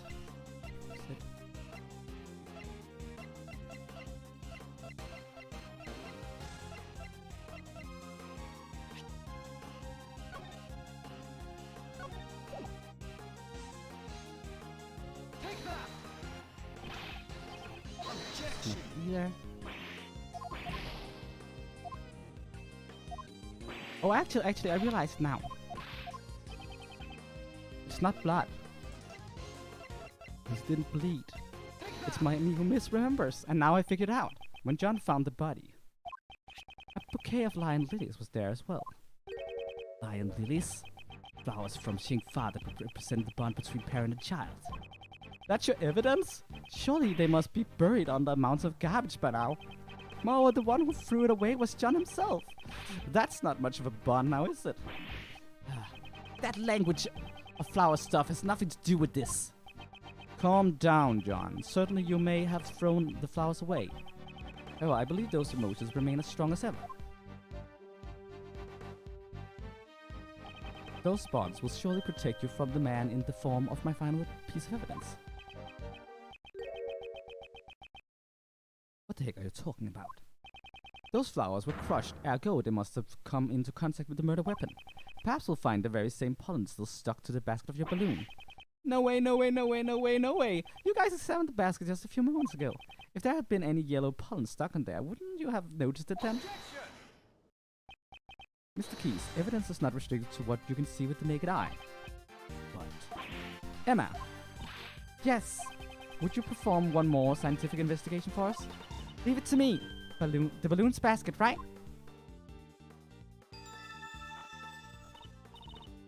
A reaction! This is clearly pollen from a yellow flower. We'll find out soon enough whether or not it's from the same flower. What?! I'd say this proves that the body double's death was caused directly by your own hand. No way! That can't be! You crushed the body double to death on the roof of the tower. Then you retrieved the body and hid it in the warehouse. Why did he have to go to the trouble retrieving the body? 2 nights ago he knew that a separate incident would occur at the tower. Ah, Miss Crane's! Precisely. Leaving the body there would have disrupted his plans. I see. But even so, he couldn't leave the body in the circus warehouse either. Exactly. So the next day, when he was bringing the body back to the tower once again, he saw the small fire John started which caused the mausoleum head to fall. Was that when the idea came to you, your plan to pin the crime on John? It made it look like the murder weapon was the fallen head. Such foul, cowardly behavior! For that reason, you carried that double's body in the balloon and lowered it into the funnel. At that time, the figure of the body double being lowered down by a rope was captured in John's video recording. Damn! It was all... saw through it all! Damn it! Damn you! You manipulated animals, you manipulated people, and you manipulated cases. Almost as if you were a king. However, it's now all come to an end. Simon, the animals have gotten angry. Even Money and ST. You never thought of them as your friends at all. How sad. Damn it. Don't you look at me with those eyes.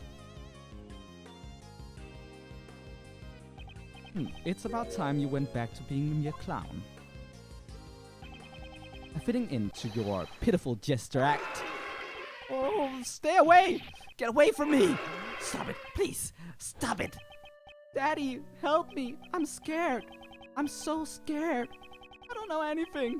I didn't do anything bad! They were the bad ones, weren't they? Horace, why? Why did you stop me? If you hadn't done that, I couldn't even trust the police. Nobody would help me.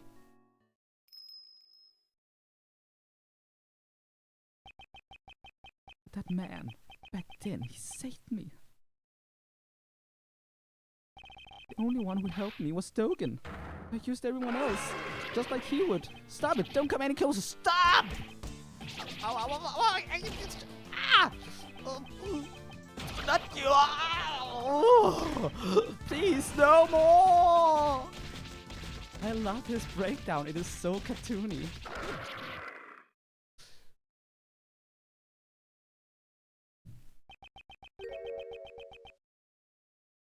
It seems the game is finally over. Shelly the killer.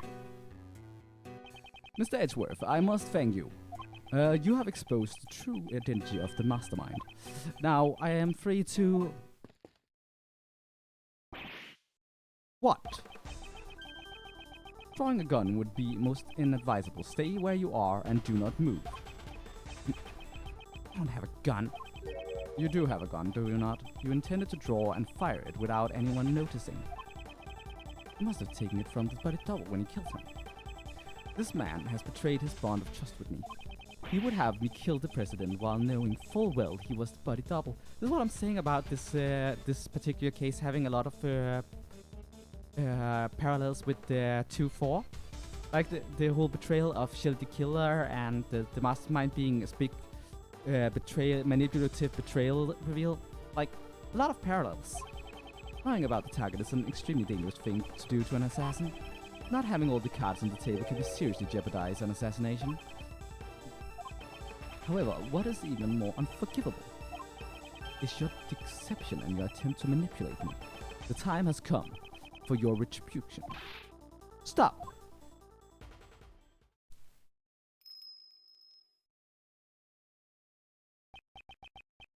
You are. It has been far too long, Shelley. Please step aside. That man is my prey. I must ask you to spare his life. Please permit this young acolyte to receive his proper punishment in prison.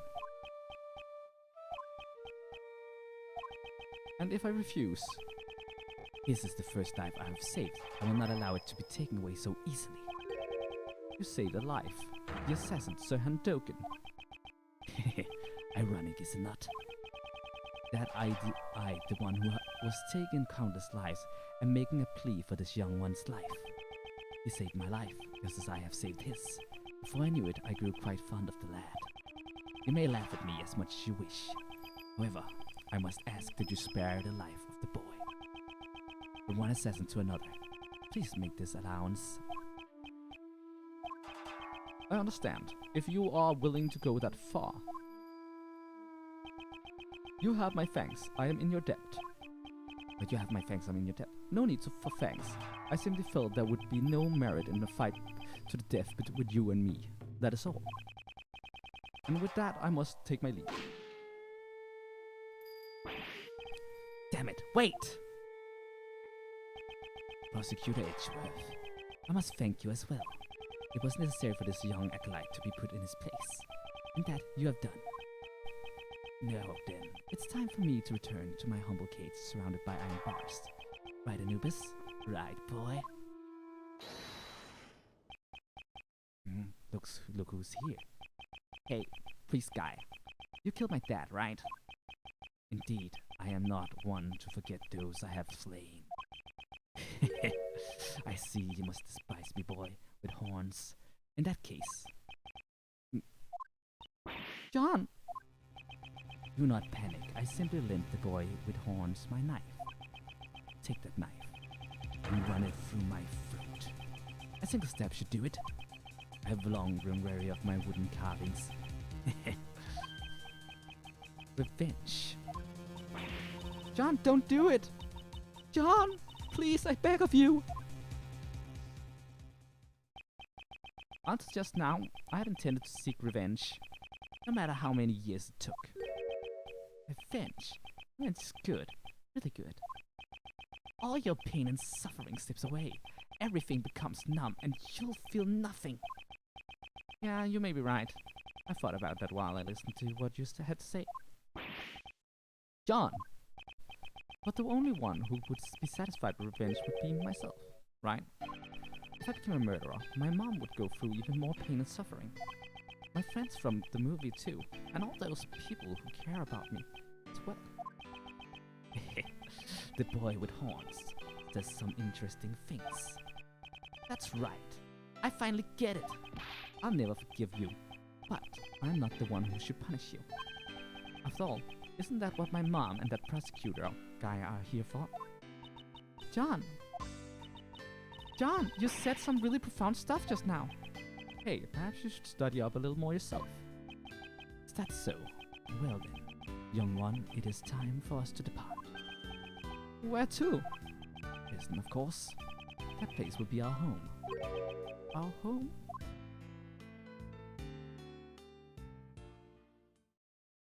I also do like that that after all this, Simon still gets somewhat of a bittersweet ending. Like, while he's a manipulative bastard and what he does is very unforgivable, he's also a really, really traumatized and hurt person who really just needed a father figure. So I feel like the sort of happy ending of going to prison but having to spend time with a father figure like Dogen might not be so bad, especially if they both go for life, because then they're not gonna come out and murder people again. With that, the case that involved and affected so many people came to a close. However, there was still one last thing I had to do. April 8, 2:54 p.m. Grand Tower PIC meeting room. Mr. Edgeworth, sorry to keep you waiting. Why'd you call Uncle Ray and the rest of us here? Mr. Edgeworth, the formal proceedings have just come to a close. What are you talking about? This is the place where I once relinquished my prosecutor's badge. This is your prosecutor's badge, Prosecutor Edgeworth. What is the meaning of this? Consider this my resignation. I am no longer a prosecutor. In order to save me when I was suffering from memory loss, you... A certain man once said, the only ally a defendant has is their attorney. By trusting in their client, an attorney draws closer to the truth. The sight of that man still shines brilliantly in my eyes, just as the image of my father's fighting in court does. Gregory. However, this is nothing more than that man and my father's way of life. It is not mine.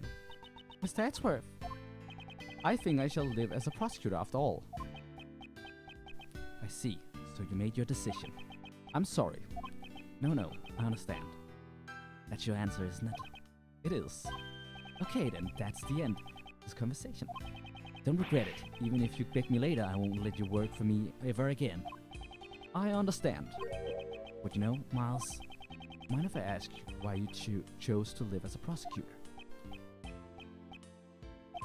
Mr. Shields, you asked me this before. To fight crime as a prosecutor or to save people as a defense attorney? I want you to think carefully about how you want to live your life from now on. I thought long and hard about that question ever since how should I live my life? And after this case concluded, I finally found my answer. I want to save people as a prosecutor. As a prosecutor. Simon Keyes, he too was a victim. He lost a parent in a past murder, and with it, the ability to believe in anything else. I too know that feeling. The feeling of losing what's important to you and being unable to believe in anything. I doubted everything during my lonely battles in those days. All that I can hope to do is get every defendant declared guilty. The one who saved me was...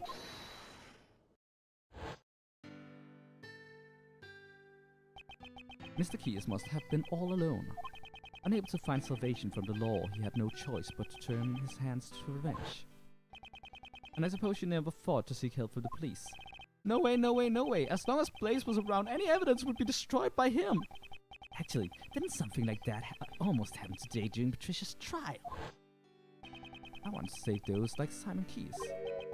How would you save him? I'm sure the strategy could have been avoided if only he could have relied on the courts.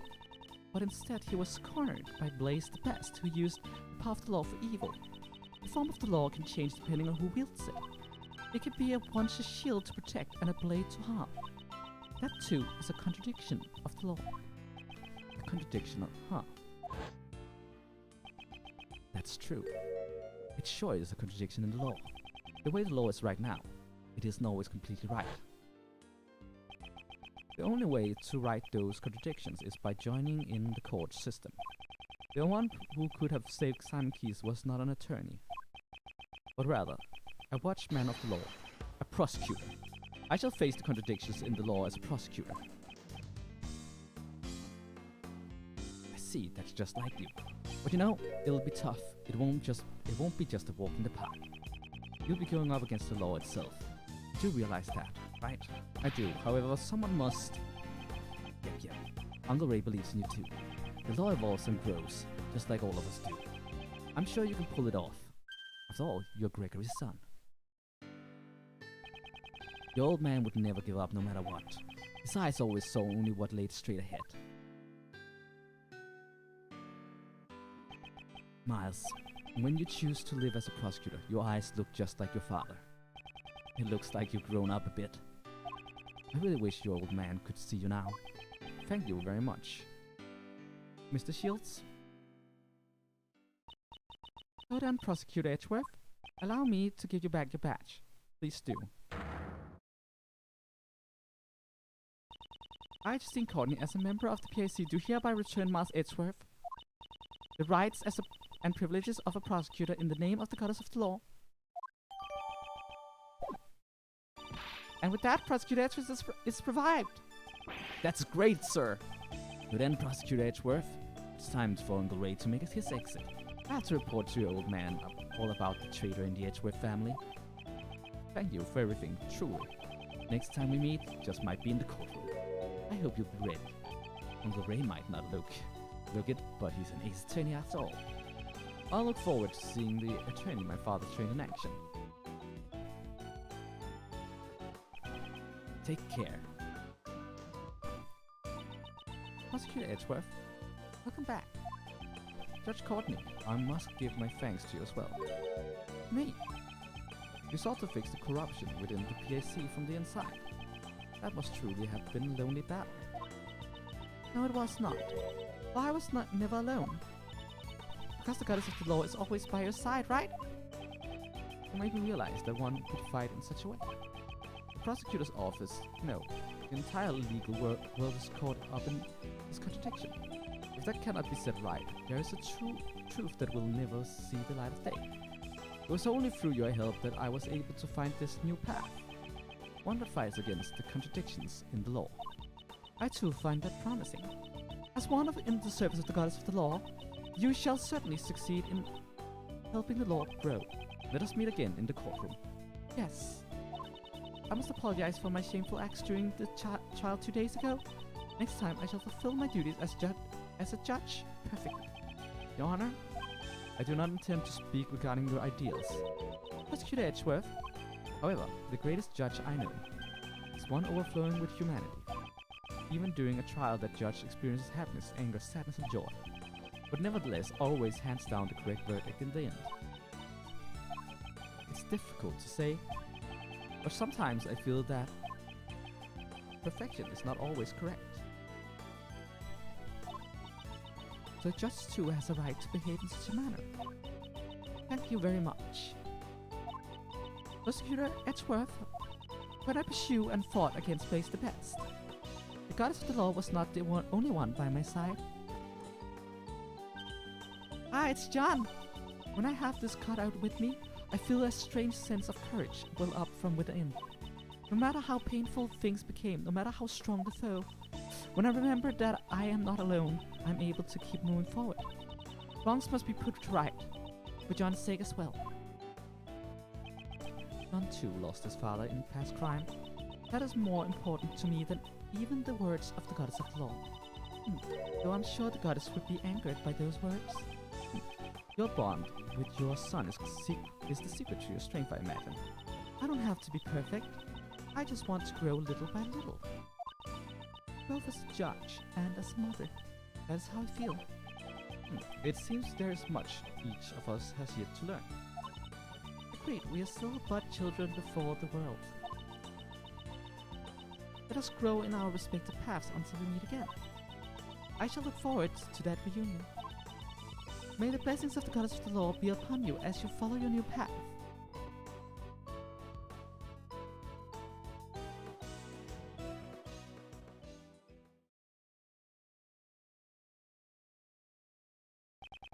Though I once lost my position as a prosecutor, I have now reclaimed it, that I may, surely, no matter how difficult the path may be. If any seek to stop me on my path, they shall receive no mercy. No matter who they may be, I will shout just one word. Objection. And credits! Woo!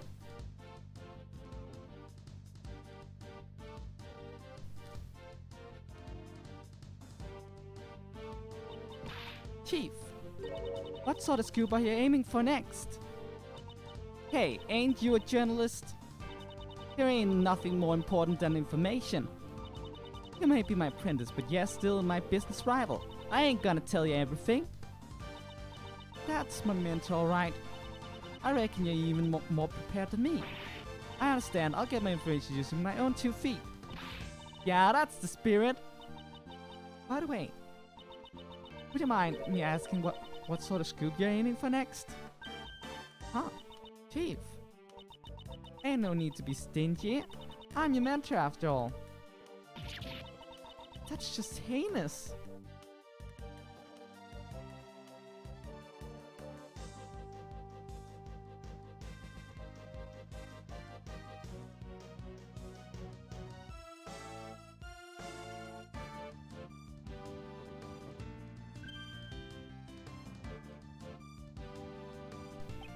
It seems that the wound on my left arm has yet to heal. The bodyguard who inflicted this wound upon me. This is a name I will never forget. Now then, shall I return to being a simple ice cream salesman? Perhaps this time I should try being a crepe salesman instead. For now I shall live a calm life until my services are required once more.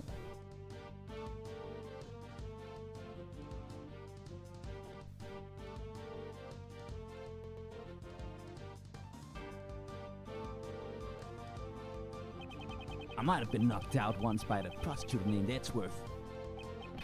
But I'll keep on trying to escape. I won't let him dampen my fighting spirit. Ain't that right, Rocky? The gong that sound off my next escape will ring out soon enough. Until then, let's keep working out.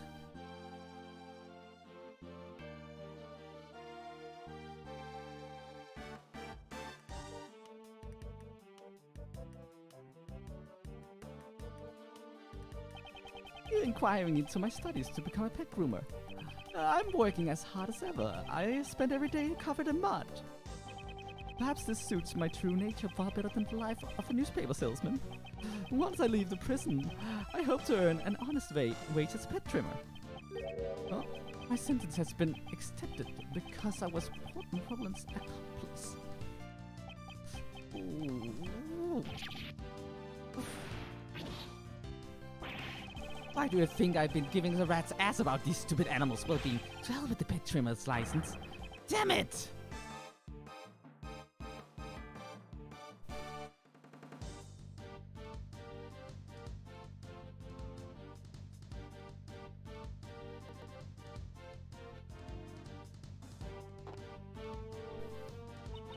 Regina was really shocked by the truth about Simon too.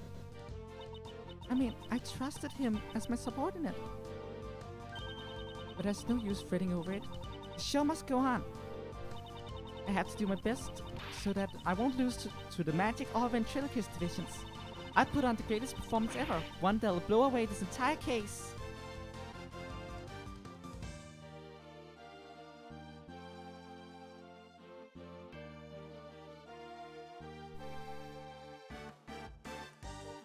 I realize Regina still comes to the circus as a performer.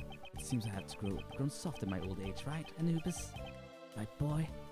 To think that I've saved on a whim 18 years ago would drive me to such lengths. Thanks to that, I'm confined to my humble cell once more. Well, this time, that child is here as well. Perhaps it won't be such a bore, bad boy. Which means that he might still have a friend in her. Despite everything. Maybe. Today's dessert is chocolate cake. That gently melting moment of allure. I will wait for you forever, Kate. I shall come here every day just as you and Raymond did for me. Monsieur Shields, Prosecutor Edgeworth, I am truly grateful to them. I cannot believe I am able to eat your desserts once more, Monsieur Master. I have been allowed to distribute my treats in both the detention center and the prison. For the past 18 years, I have brought joy to one and all with my delicious sweets.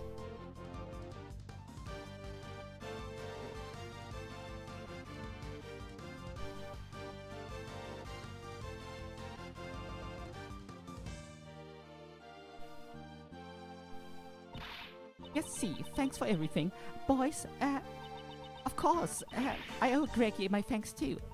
After all, I get to stuff myself with Jeffy's delicious desserts once again. Or, wait, next time maybe I'll use one of Jeffy's sweets to create a new drug. The tuck-in diet. You'll tuck in your stomach while you tuck into desserts. It'll be delicious and slimming, and also good for your health.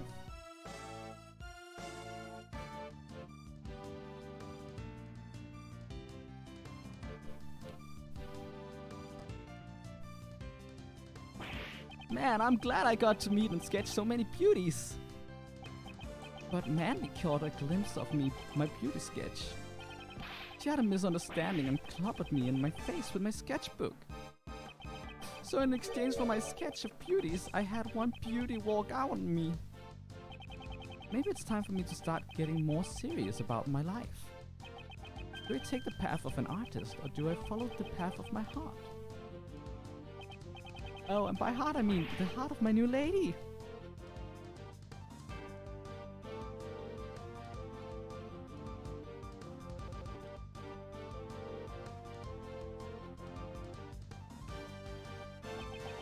Mr. Bat, thanks for your help today. I'll testify about the IS-7 incident as much as you need me to. Prosecutor Edgeworth seems pretty active too. He chose not to take the same path as Gregory, but rather to live as a prosecutor. Well, I'm kind of sad that I won't get to work with him, but I'll continue to watch over him. Yeah, it looks like you've grown up quite a bit yourself. I'm so happy Mr. Bat actually praised me.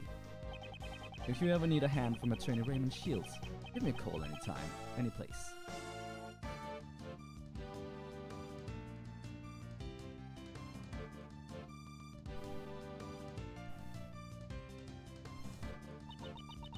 My crimes were punished far more leniently than I expected. Once it was proven that I had been threatened. Ouch! No crime is more heavy or light than any other. I'm sorry, of course I regret what I did. However, I'm so glad I can still be together with you, Granny. Oh, you want to hurry back to work? That's right, the next corpse is waiting for us after all.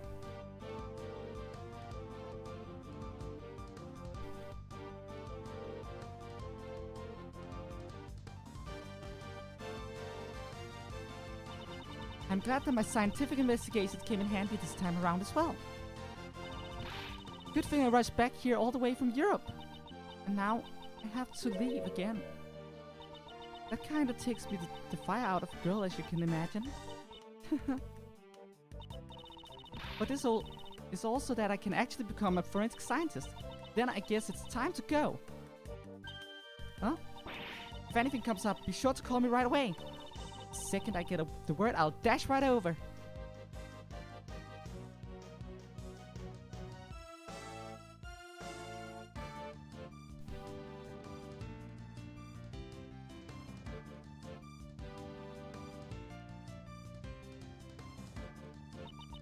The greater the father, the greater the expectations are for the children. The prosecutor the best. Was it? His way of life shall be tested henceforth. Just as mine was. Miles Edgeworth chose to live a different life from his father as a prosecutor. I suppose that too is an answer. Oh, I like that piece of pixel art. Like Edgeworth with that promise book. Just nice piece. I could never have imagined the truth that my old man was hiding.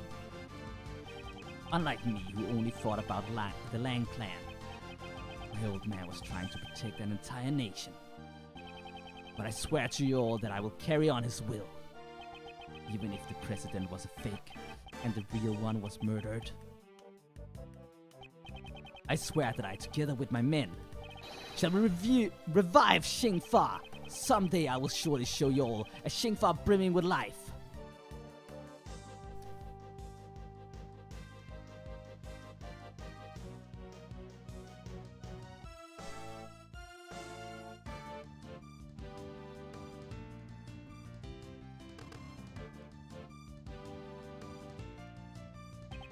I've asked everyone to stop calling me the best. I don't like it. It makes me feel like I'm just borrowing Pop's power. I shall study even harder than before and triumph over Pops. I'll become strong enough so that I won't even lose to Mr. Edgeworth. Now then, let's get started by thinking up a new nickname.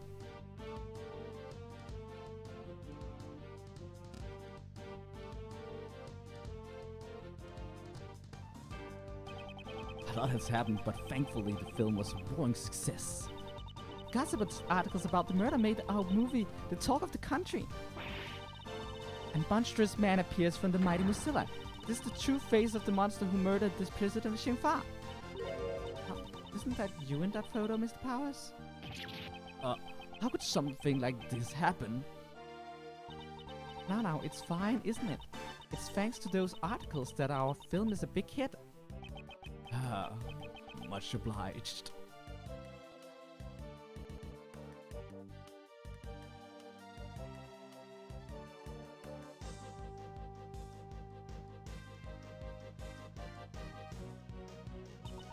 John, I greatly enjoyed watching your movie. It's not a big deal. It's not like I had a major role or anything. What are you saying? You're played the key character who connects Mozilla and Gordy. There's no one else besides you who could have played that part. Yeah, I guess. Well, it would be nice if there's a sequel. I really enjoyed working as an actor. Mom, before we head home, can we go buy something? I like to decorate our home with a lion lily for Dad. Then one will suffice. One will not suffice. You will need 2 more. One for me and one for Amy.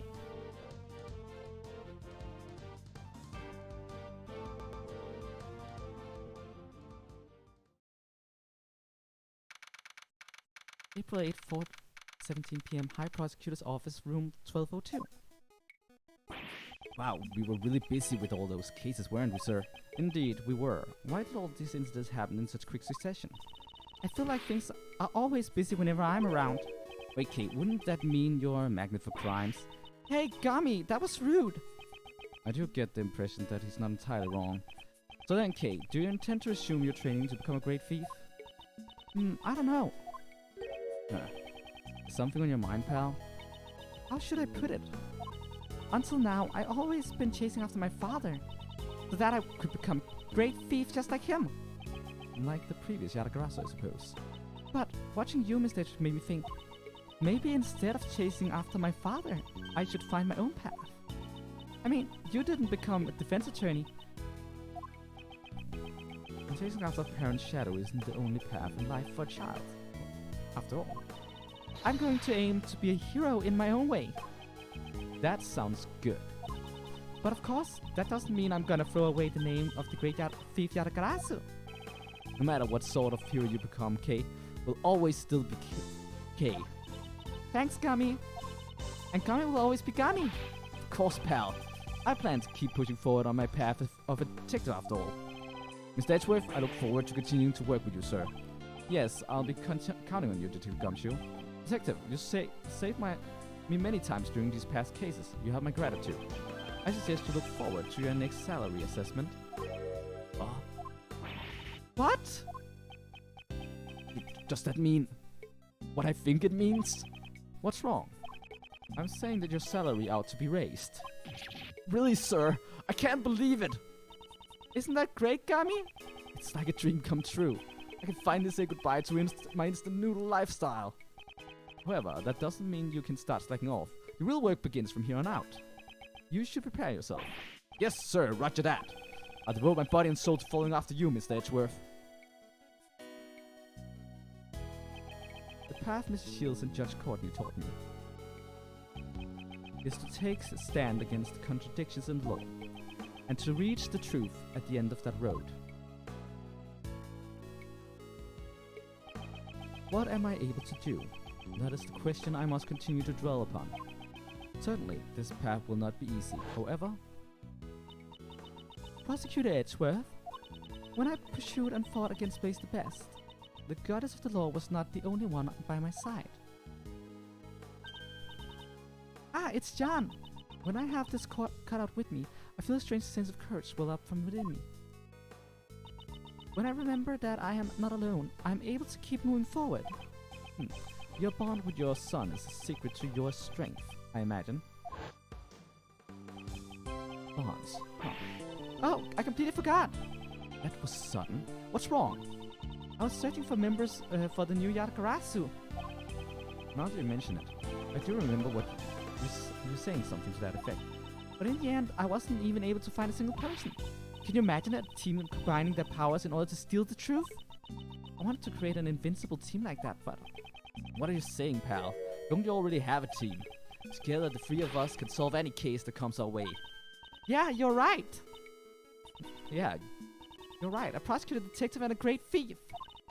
We're the invisible trio of heroes that steals, captures, and pursues the truth. Hearing all that kind of makes me feel sorry for the truth. As long as the three of us are together, there's nothing to fear. Isn't that right, Mr. Edgeworth? Yes, you are correct. Even until his last moments, my father ran along his own path. I too shall advance along mine, accompanied by my somewhat boisterous comrades. As long as they are by my side, I can walk forward without hesitation. On this new path as a prosecutor and attorneys, the path I walk is not my father's. However, I am certain that the two paths are not separate. Though we may walk in opposite directions, our destination is the same. Why, you may ask? Because both paths lead to the one and only truth. And that's the end of a really great game. I'm not gonna stick around for long because I've been streaming for 9 hours straight, basically. I'm hungry. So thank you all so much for watching. I hope you enjoyed, and on that I guess I'll be spawning out. Bye!